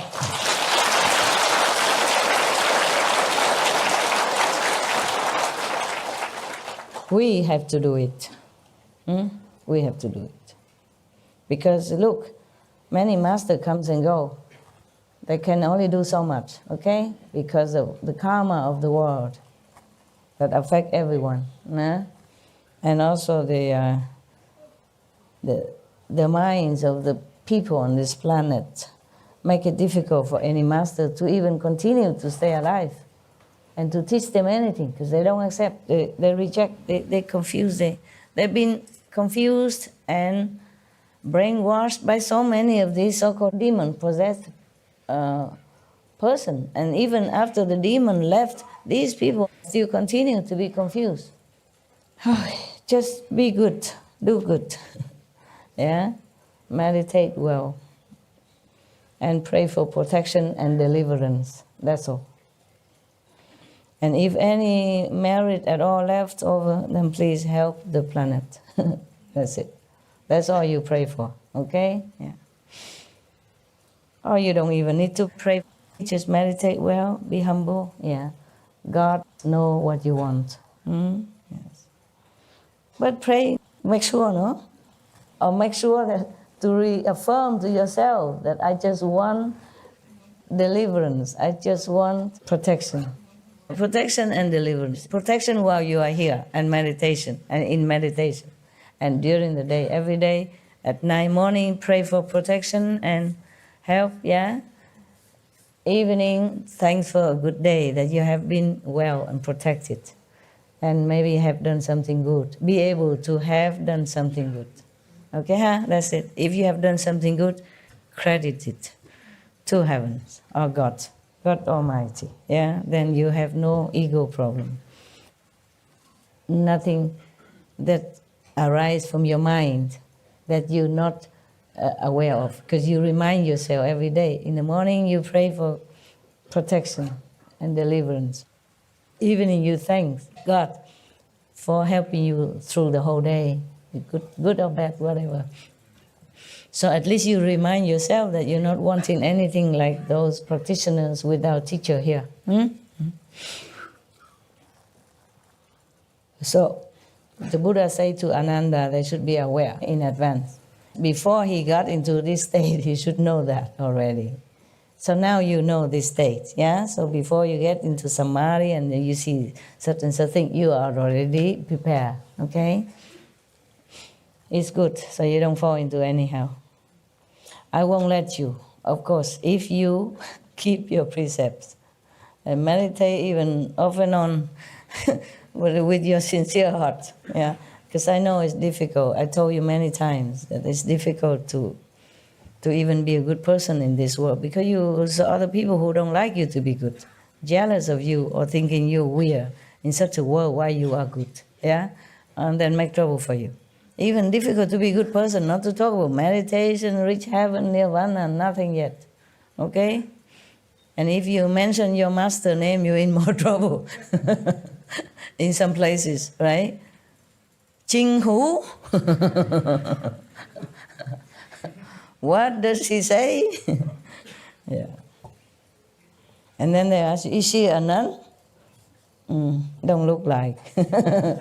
She a monk? Don't look like. Then she cannot say anything. She don't understand anything.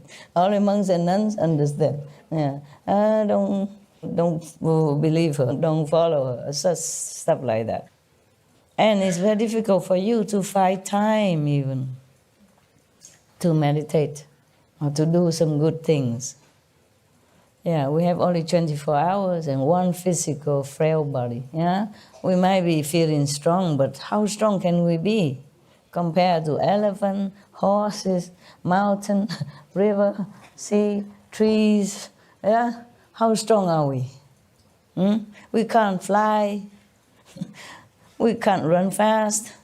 We're almost like very, very handicapped in many ways. Yeah, we can't even think for ourselves because we've been brainwashed by the society or by any other so-called teacher to believe in this, believe in that, and sometimes we're all confused already and have even no time to sort out. Except when you really have a time to meditate or in retreat, have a little time to be clear about what you really want or what is really right, what is really wrong. Very difficult already. So if you just keep the precepts, meditate as much as you can, be vegan, yeah, and be good or at least not bad to anyone. That is safe already, okay? And the master power do the rest. Huh?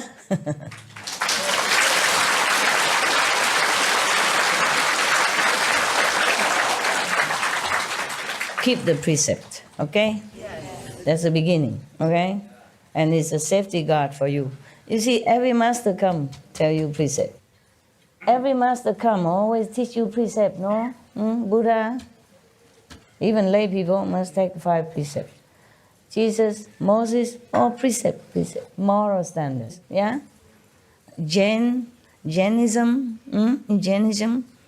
Mahavira, Lord Mahavira also teach precepts.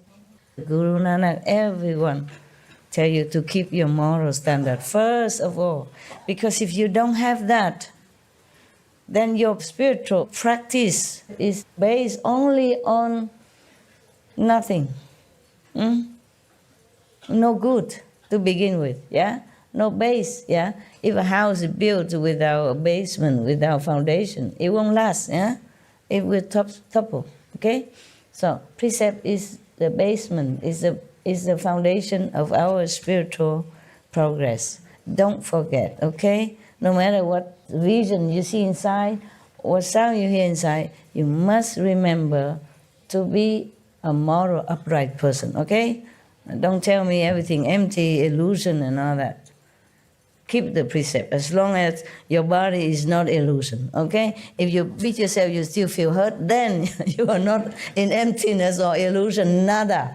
Keep the precept. Got that?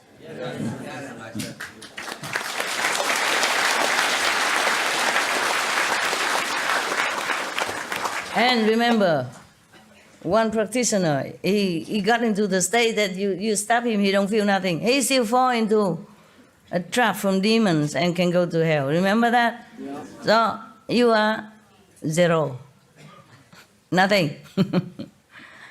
I respect you and love you, but do not feel too proud about your practice. Understand? Just keep it calm, low key. Be yourself good first before you teach others. Because if you are not strong enough, the one you want to teach might even topple you. Because his view might be also eloquent. Maybe he's from second level. He can even re-preach you into turning your view around and making trouble. Or he might be possessed by these demons. And then he preach you back, and then you do. Okay? Not be hurry. Tell them eat vegetarian, okay. Vegan, okay, but not hurry, okay? Not hurry. So scary. So if somebody preach to you against all the precept, against all the moral standards, and say everything is illusion, anyway you do what you want, there's no sin, no, then you must know it's wrong. That person is possessed. Yeah? Stay away quick. Don't try to convert him. You can't. You might not be strong enough. You will fall instead. You might not be strong enough. Okay? If you happen to feel like you are possessed or maybe fall into some bad influence, call the master to help you. Okay? Recite the 5 names. Recite the gift. Call the master if you're helpless. Okay? Yeah, it's safer that way.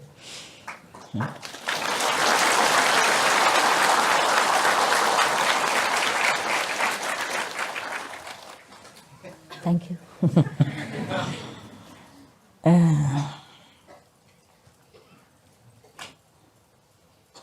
Okay, now there's another one here. So,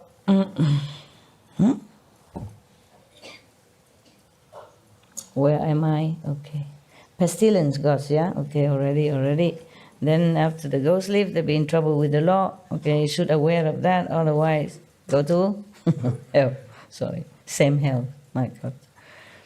So when the same state of mind after the feeling skandha is gone, this good person is untroubled by any way at all. Bright concentration, samadhi, his mind still craves something. It's a deep absorption. It's very difficult to clean all the mind for all the impression from life after life. Very difficult. So he restrains himself with energetic diligence and likes to dwell in secluded place as he greedily seeks for peace and quiet. You see, this is terrible. When a person in such a samadhi is strong and bright and clear already, and left all emotion and attachment behind, still this impression still pop up. Yeah? Maybe even with the disciples of the Buddha. That's why the Buddha said to Ananda, you must be aware of that in advance. The Buddha didn't say, okay, I give you initiation, you are my foremost disciple, you have no problem. No, because why?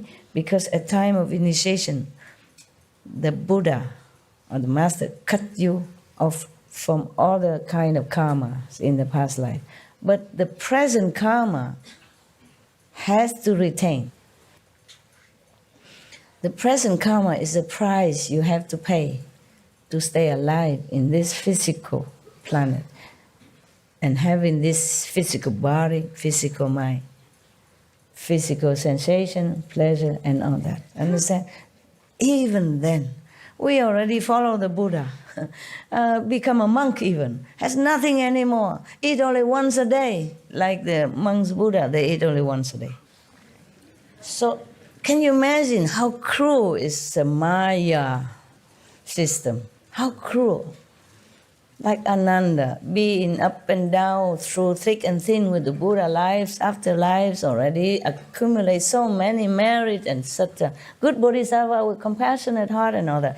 Left home already, have no wife, no kids, no fancy clothes, no car, nothing. Go out, have to beg for food even. Humbly beg for food. Sometimes have, maybe sometimes don't have already. Yeah? Once a day eating only. And still has to pay all this. In samadhi. Not like you go out and stir a problem with any gangster or anything. You just sit, mind your own business in your own little corner. And still have to be disturbed by this kind of mind, thought or desire or thinking. You understand? So the Maya never leave you alone. Must remember that, okay? I don't care what intention he has, good or bad, he does his job or not do his job or whatever, he do good to you or not do good to you. You must be aware of this pestilent guy, okay? Terrible, rotten guy, pestilent guy, if he is a guy, yeah. We always say guy, maybe he's a girl, who knows? Okay, meaning this being.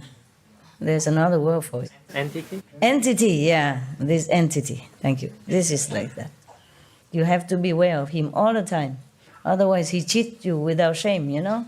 He can lie also. He can lie. Because he don't care about precepts, nothing. He owns the world, okay? Who is going to punish him? Yeah? He's the king of this kingdom, okay? Physical realm. He does what he wants. Who's going to punish him? Huh? Oh, he already established his reign so deeply, you know, and he has subordinate long arms everywhere and brainwashing all beings, life after life, already into such a terrible state of degradation that they don't even know what's right, wrong anymore. They don't even know the teacher when they come. They don't know Buddha when he comes. They don't know Jesus when he arrives. Yeah? So deeply rooted in negativity. Yeah, therefore.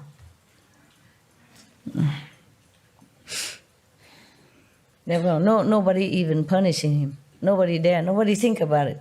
You see, the whole world support him. By doing exactly what he wants and doing bad things.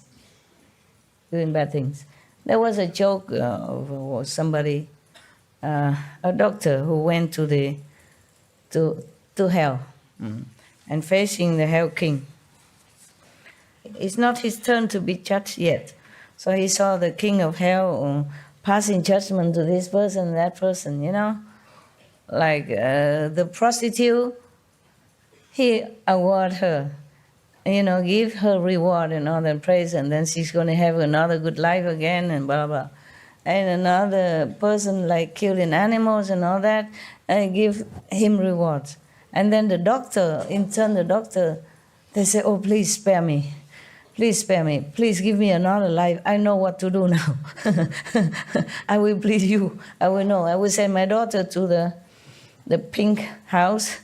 I send my son to the butcher slaughterhouse. Just spare me so that I can go up and turn around. It's a joke, but it is like that. The whole world just obey the commandment of this brainwashing power from the Maya. Huh? Now that we have destroyed some of these controlling machines, but that's not all, okay? The Maya is still there. That machine is not Maya. Machine can be destroyed. Maya not easy. Because he already has so many supporters everywhere. You know that you serve a leader, you need a lot of support from people, right? You can't just go alone, 2, 3, or 4 people, or 200-300 people, and go and kill the king or the president or somebody. You die before you even get near. So similar, in this world it's like that. The Maya is supported. So he can proudly proclaim, look, I win the hearts of all my people. Why are you going to fire me? How can? You understand what I'm saying? Yes. Because then he also connected with all these people. If you want to destroy him, you have to destroy everyone. The whole planet. God intended to do that.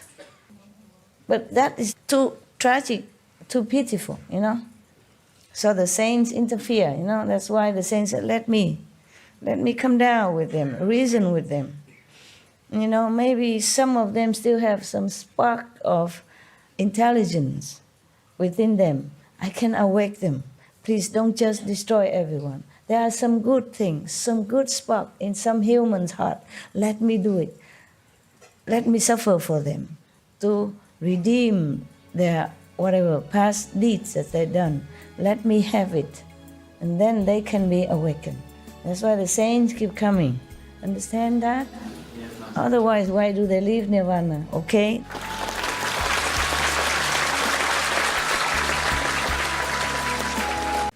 Okay, now, this person in samadhi, even in samadhi, it's not just like an ordinary state of mind that they wanting this and that. This in samadhi, he wants something more subtle, you see? In ordinary life, we want money, we want a beautiful wife, a handsome husband, position, and blah, blah, blah. In samadhi, you want, cleverness, intelligence, etc., and you want the revelation of where all things come from, what is that, why is that, and you want the deep absorption. Let's see what the Buddha explained. He craves, his mind, not his soul. His mind craves deep absorption, so he restrains himself with energetic diligence and likes to dwell in secluded place, so that he have more time to absorb all this. He wants to be absorbed into the cosmic energy or the original power, whatever that is he wanted to. At that time, a demon from the heavens sees the opportunity it has been waiting for. Its spirit possesses another person and uses him as a mouthpiece to expound the sutras and the teaching. Yeah. Here, I guess, teaching of the Buddha. Okay, the Buddha, when the Buddha passed away. Yeah. This person, unaware that he is possessed by a demon, claimed he had reached unsurpassed nirvana. When he comes to see that good person who seeks seclusion, he arranges a seat and explains the teachings. He causes all of his listeners around him to think they know their karma from the past. It happens. Yeah. Some people follow some teacher, they can see the past karma, the past life and everything. Okay, beware. It's not it yet, okay? It's not it yet. Be careful, okay, huh? That's not all there is, nah? The Buddha say it here, not I. Oh, I say the same. Or he may say to someone there, you haven't died yet, but you have already become an animal. Then he instructs another person to step on the first person's tail. He has no tail there, but that person would feel like he has a tail and has been stepped on. So suddenly, the first person cannot stand up. be step on the illusionary, imaginary, or magically constructed tail. Yeah, I explained that. Buddha didn't say that. He just says certainly that person cannot stand up. At that point, all the assembly pour out their hearts in respect and admiration for him. If someone has a thought, the demon detects it immediately, and he establishes intense ascetic practices that exceed the Buddha's moral precepts. He makes that person even more ascetic than normal, than standard even set by Buddha. And the Buddha precept is already very, very, very, very austere, believe me. Very austere, yeah? If you know the Bhikshu precept, you say, oh, okay, I'd rather be a lay person. It's very difficult to keep all their precepts. And here, this possessed demon make them even more sacrifice, make the listener, the believer, to be more ascetic than that, okay? So to make you stay in the cold where there is empty room, that is a kind of maybe, this kind of demon. This is too over ascetic, okay? No need. No need. If you have a house, you stay in the house. If you have a car, you drive a car. You don't try to make yourself deprived from all these modern facility to make your life more comfortable and easy and save more time. To forsake a car and walk everywhere, even in rain and shine weather, for far away to go to work, may be good for your ego or other people who praise you. But that's not the way you should do. That won't make you a Buddha, okay? To be modest and simple means you use what you have, not trying to look holy by being too over ascetic, especially if you're not a monk or nun or anything, okay? You got to work. You need to eat good. You need to dress well, otherwise you don't get a job. Huh? You need to drive a car so that you go to work on time. Huh? You need to protect yourself by the car or bus or train in the weather element so that you stay strong and fit. You take care of your family. Yeah? Do your job well so that you can earn the living for your family. There's no need to prove anything, okay? If you can afford a car, get a car. If you can drive, drive it, okay? Yeah.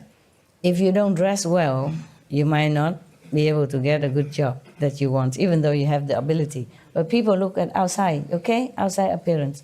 Even some country nowadays, they have some non-profit organization to lend a suit or give a suit, yeah, or a dress for the people who are looking for a job, yeah, even young-looking people. But sometimes young-looking people just get out of college or something, had no money to buy a good, decent suit.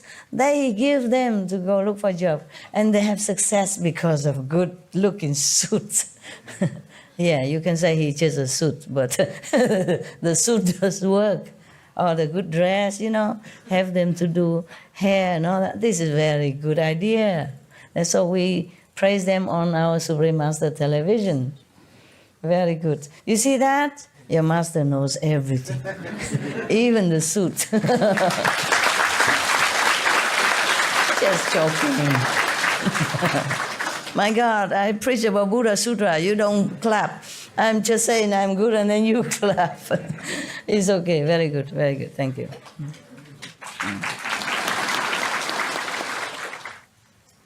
Okay. It's very good. We never know when we can have the chance to listen again to this kind of sutta. So talk to you until you had to leave in the morning maybe. Huh? So whoever stay in that assembly of this demon-possessed person, they are not even think of anything because he will know immediately, yeah, and he will point out, you suspect me, you no good, you unworthy. So they don't dare do anything. Everybody listen. Even one or two person a little bit more intelligent or wiser think of something. Maybe this person is not a true monk or true bodhisattva. Then he knows right away because he's a ghost. Yeah, he has this power to know people's mind and he can control it as well. That is a problem. That's a problem. And then he make everybody that listen to him follow more asceticism than the Buddha's rules. Exceed it even, yeah? And then he slanders bhikshus, mean monks, yeah? He scolds his assembly of disciples and exposes people, private affairs, without fear of ridicule or rejection. He is fond of foretelling calamities and auspicious events. And when they come to pass, he is not wrong in the slightest. He knows the future also. Oh my God. Or maybe he make the calamity to fit his prediction. Because he's so powerful. He corrupt anything he wants. My God. It's so difficult to discern between a ghost and a Buddha or a saint. Because the saint normally they don't even use any power. They don't predict much. The people come and ask him, will I die tomorrow? He says, I don't know. Or will my mother recover or something? No, master would say, okay, I will hula hoop and she'll be okay. No, normally not. But these kind of demons, he can predict even future big events, or maybe he just make a havoc to prove that he is correct. So this is a ghost with great powers that in his old age has become a demon. You know why he old and become a demon? As is a promotion from the ghost. Why is that when he's old he became demon? Anybody know? No. No? Okay. I pretend that I know something. You believe it or not is another thing. Even a ghost, they also yearn to have more power. And they meditate in their own way. Even fox, and other animals, some even vicious animals, snakes and all that, they practice in their own way. And then they become ghosts or demons or, evil with more power. And they can live longer, many thousand years sometimes, or 100 years, hundreds of years, and then they have power, and then they can transform themselves sometimes into human and deceive people for some purposes. And some even become human so that he or she can marry that person, and that person has no clue that his wife or his husband is a ghost or a fox transformed into human. And when the husband or wife not home or outside of other humans, they became fox and snakes because they cannot continue using their power. They have to recuperate. So they just, hide and seek like that. And nobody has any clue. In some Vietnamese folklore story, they have some story like that. That some snake, transform herself into beautiful person and come there and take care of one of the student, and then feed him and take care of him, like she can, as if she has money. She's just pretending to do some work, weaving or something, but actually she used her magical power to obtain food and all kind of necessity. And the husband was very comfortable to study. But slowly he get more and more weaker because the snake power may be sucking some of his human energy out of him. And then some of the shaman people has to cure him. But then sometime the husband don't want it because he's so much in love and in debt with his so-called wife. He say, never mind, I accept her and I continue to stay with her no matter what. Because I consider many humans are even more vicious than this snake. She didn't do it on purpose. Maybe her energy is not compatible with mine, so I'm weakened. Or maybe it's just my time that I got sick. I don't want to kill her. Because that shaman say, if you want to stay alive and well, you must kill the snake. I know how. He know how to kill her. Because ordinary people cannot kill her. If you chop her head, it will grow more, for example, like that. But the husband did not have the heart to do it. In some story like that. He say that some humans are more poisonous than this snake. This is also true, huh? Whether or not he's because in love with his snake wife or not, what he said is true also. Some humans are more poisonous even. Yeah? Okay. So this is a ghost with great powers that in his old age has become a demon, right? He become older and his so-called practice bear more fruit, so he become promoted into demon state. But by no means he's benevolent or anything good. They ghosts and demons, they just bored. They have too much power, so they just have to exercise it some way, somewhere, good or bad.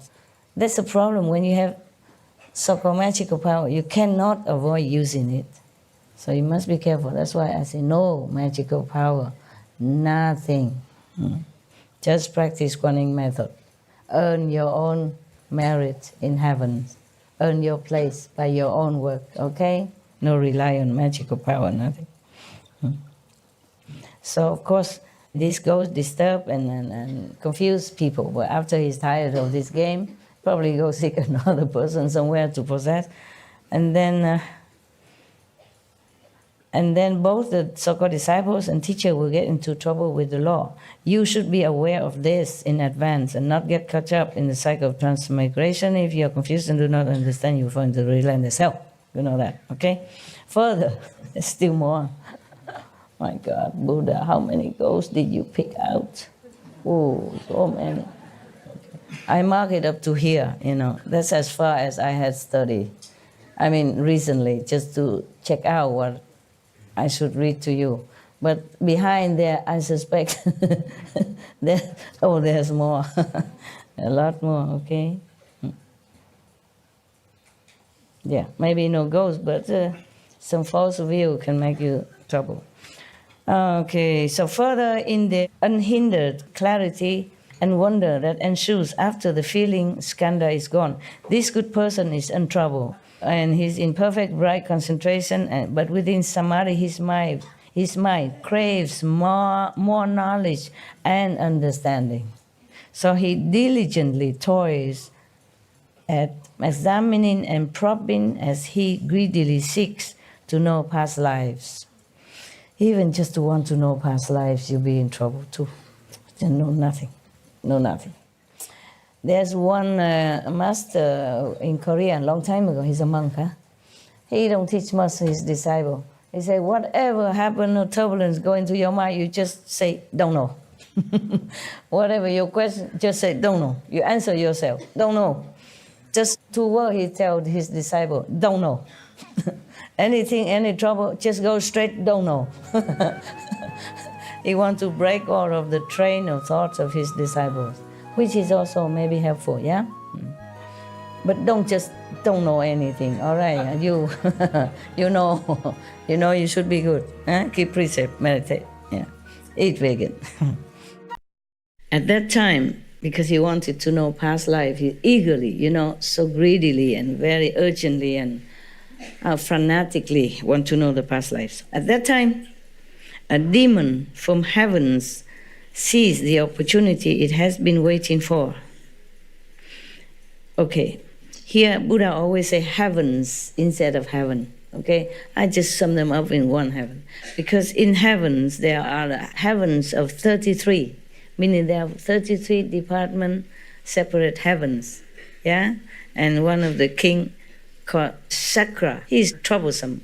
He always make trouble for the practitioners. Yeah? He's worried about losing his power and his girls up there. Yeah, yeah, he has so many girls around. Maybe they don't have physical desire or anything, or maybe not physical contact or anything, but maybe they satisfy in different way, still some kind of desires and pleasure. As I told you, in the astral world, there was 120 plus level of different kind. And there are level of hells, level of heaven, so-called heavens, yes. But they always seek trouble with the next heavens. They fight sometimes. The Buddha sometimes had reincarnated as the kings of heaven. Yeah. And he sometimes had to lead his armies to go fight against the Asura. Yeah. Imagine, heaven still fighting. So how would we, the human, now have peace? It's a miracle, right? It's not a miracle? Yeah, it is. Thank you, all of whoever helps. Thank you.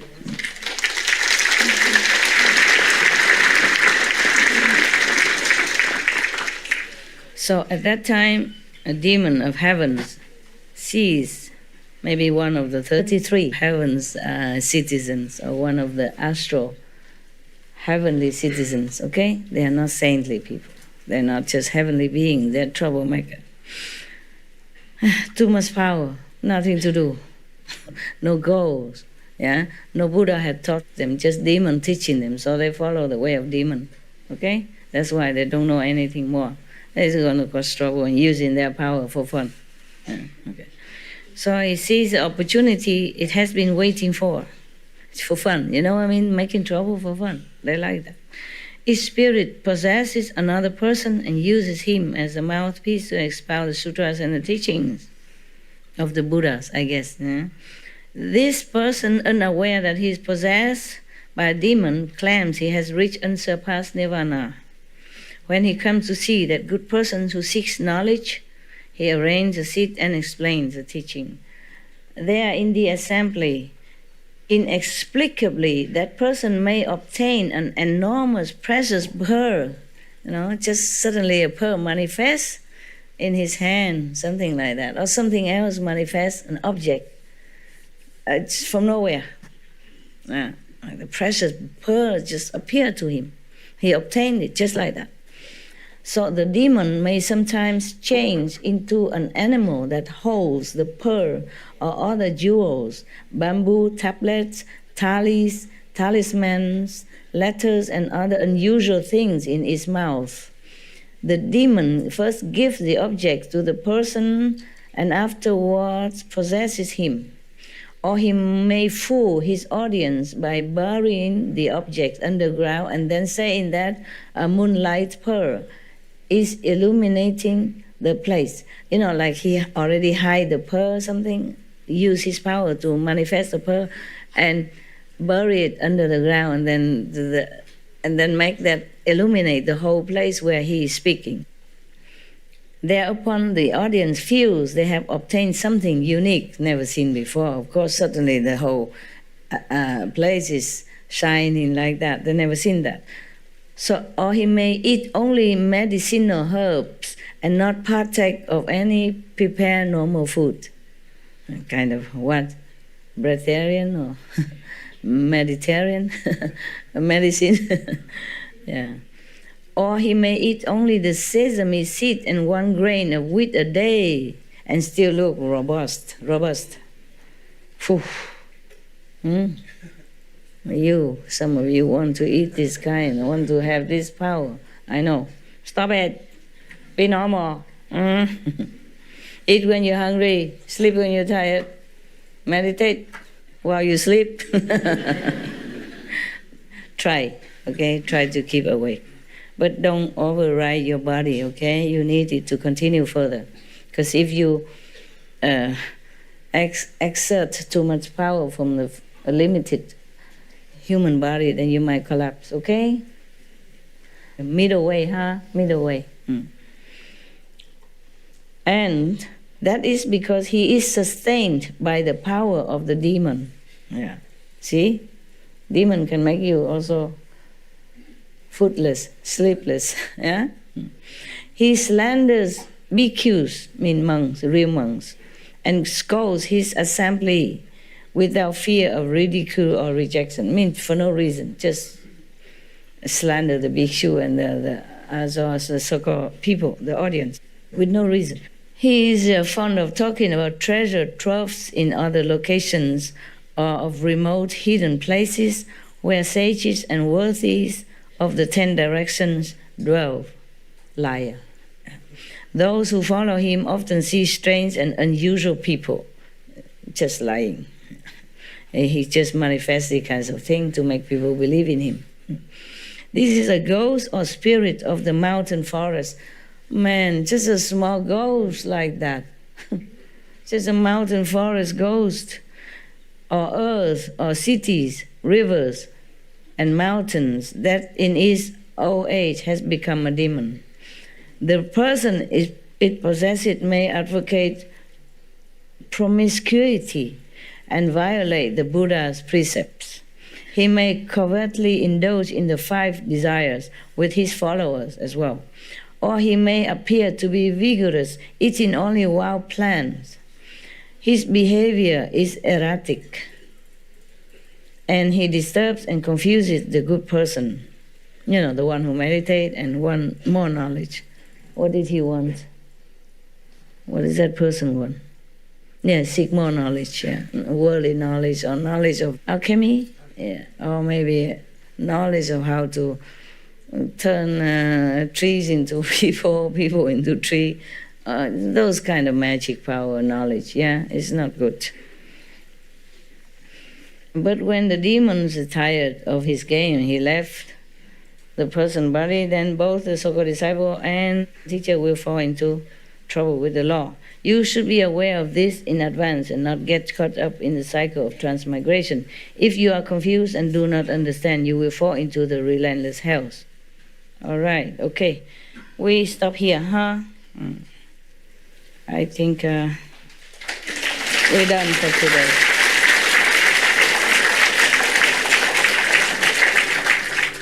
We should really thank the past masters, monks and nuns and scholars who have taken time to record the Buddha's teaching after the master's nirvana, and also for the past and present persons, lay or monks or nuns who have really dedicated themselves, sacrificed their time and precious health or under any difficult situation to translate this so that I can read it to you. And we have to thank them. And may they be blessed forever by all the Buddhas, past, present, and future. May their merit be immense. May they be liberated forever. Thank you. So, at least the Buddha make it clear for us not to be so proud of our little achievements and just continue keeping humble, pure, and a moral person. All right. Ich muss gehen. I have to go. That's German. Simple that I have to go. Yeah, thank you.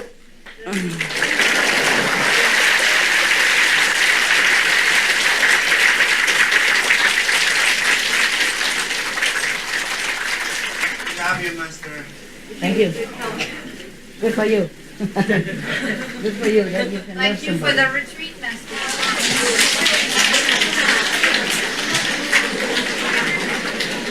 一路顺风回去 OK? I have to go and see people upstairs. How are you? Very good. 都 OK 吗？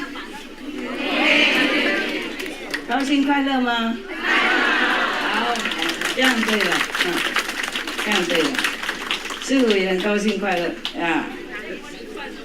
有时候有一点点那个障碍一点，不过没关系啦。我们还是一路走的哈。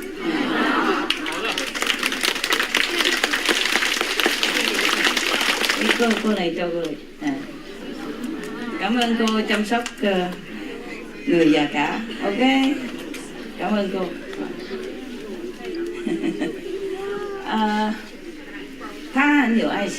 She was very, very kind. Yeah, very kind.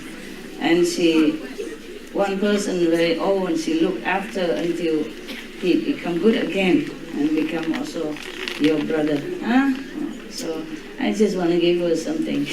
It's not much, it's just souvenir. Okay, so you remember, continue to be good. 我们那个路嘛，有时候开车也好，走路也好，有时候都会有一点那个，比方说一块小石头啊，是什么的，没关系的。I say our road sometimes have maybe a little pebble on the road or some little tree falling down, but we just move it and then we continue going, yeah? Because we want to reach our home. Same when we practice, a little obstructions, no problem. Yeah, continue. Everything is good. We have to keep the positive mind, yeah? And everything will be better. Always remember Buddha, God, blessing from heavens. Then everything will be okay. Yeah? Okay. I was thinking I come just to say hello and I go, but so many people. Thank you for coming, huh? Thank you. Okay, huh? Thank you for coming. And thank you for putting up with the not very comfortable and not very favorable situation. Thank you for all of you. Heavens is touched by your sincerity even. Heaven and earth know your purity and good heart. And I'm also very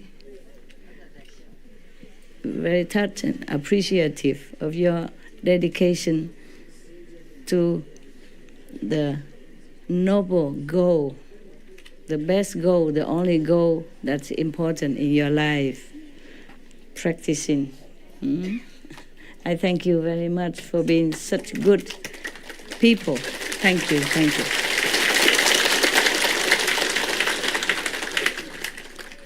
We, young or old, already know what we have in this world already. But something else beyond the world we do not know yet. So we are learning. We're learning so that we can have more awaken our power, our self-power inside, so that we can uplift our spirit, go through all the trouble, and also bless the world with our positive energy, with our holy intention, our blessing transmitted from heaven. We carry it in our being. So wherever we go, the world people benefit with our positive thinking, positive energy, and brilliant light and love from higher dimension than the world dimension. The world dimension we know already. Even from Sichuan, from Mongolia, we can come here. We can know Taiwan.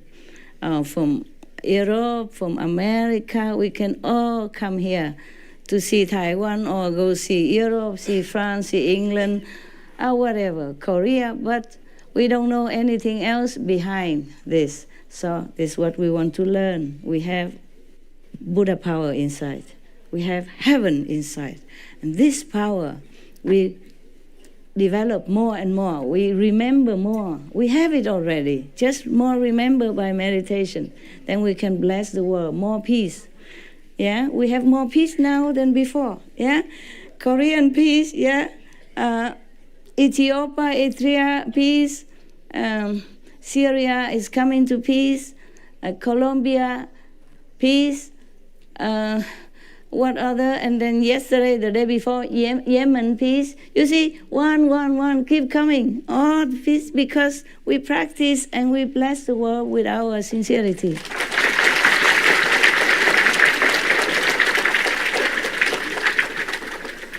No matter what we believe, what we do, in a peaceful country is always good, right? Yeah. If no peace, cannot do much. No peace always is a worry, you know. We worry a bomb and gun and oppression. So it's better to have peace all the time, anywhere. No peace cannot meditate also, yeah? Worry too much, right? So peace is good. And peace coming now. I'm very happy. Are you happy? Yes. Good. Right, thank you. So continue practicing so we have more peace, yeah? More goodness, more compassion, more love between each other, between humans and animals and trees and plants and all beings in the world who are also helping us to elevate as well. Without the trees, without the ocean, we don't have oxygen, we cannot breathe, right? Cannot breathe.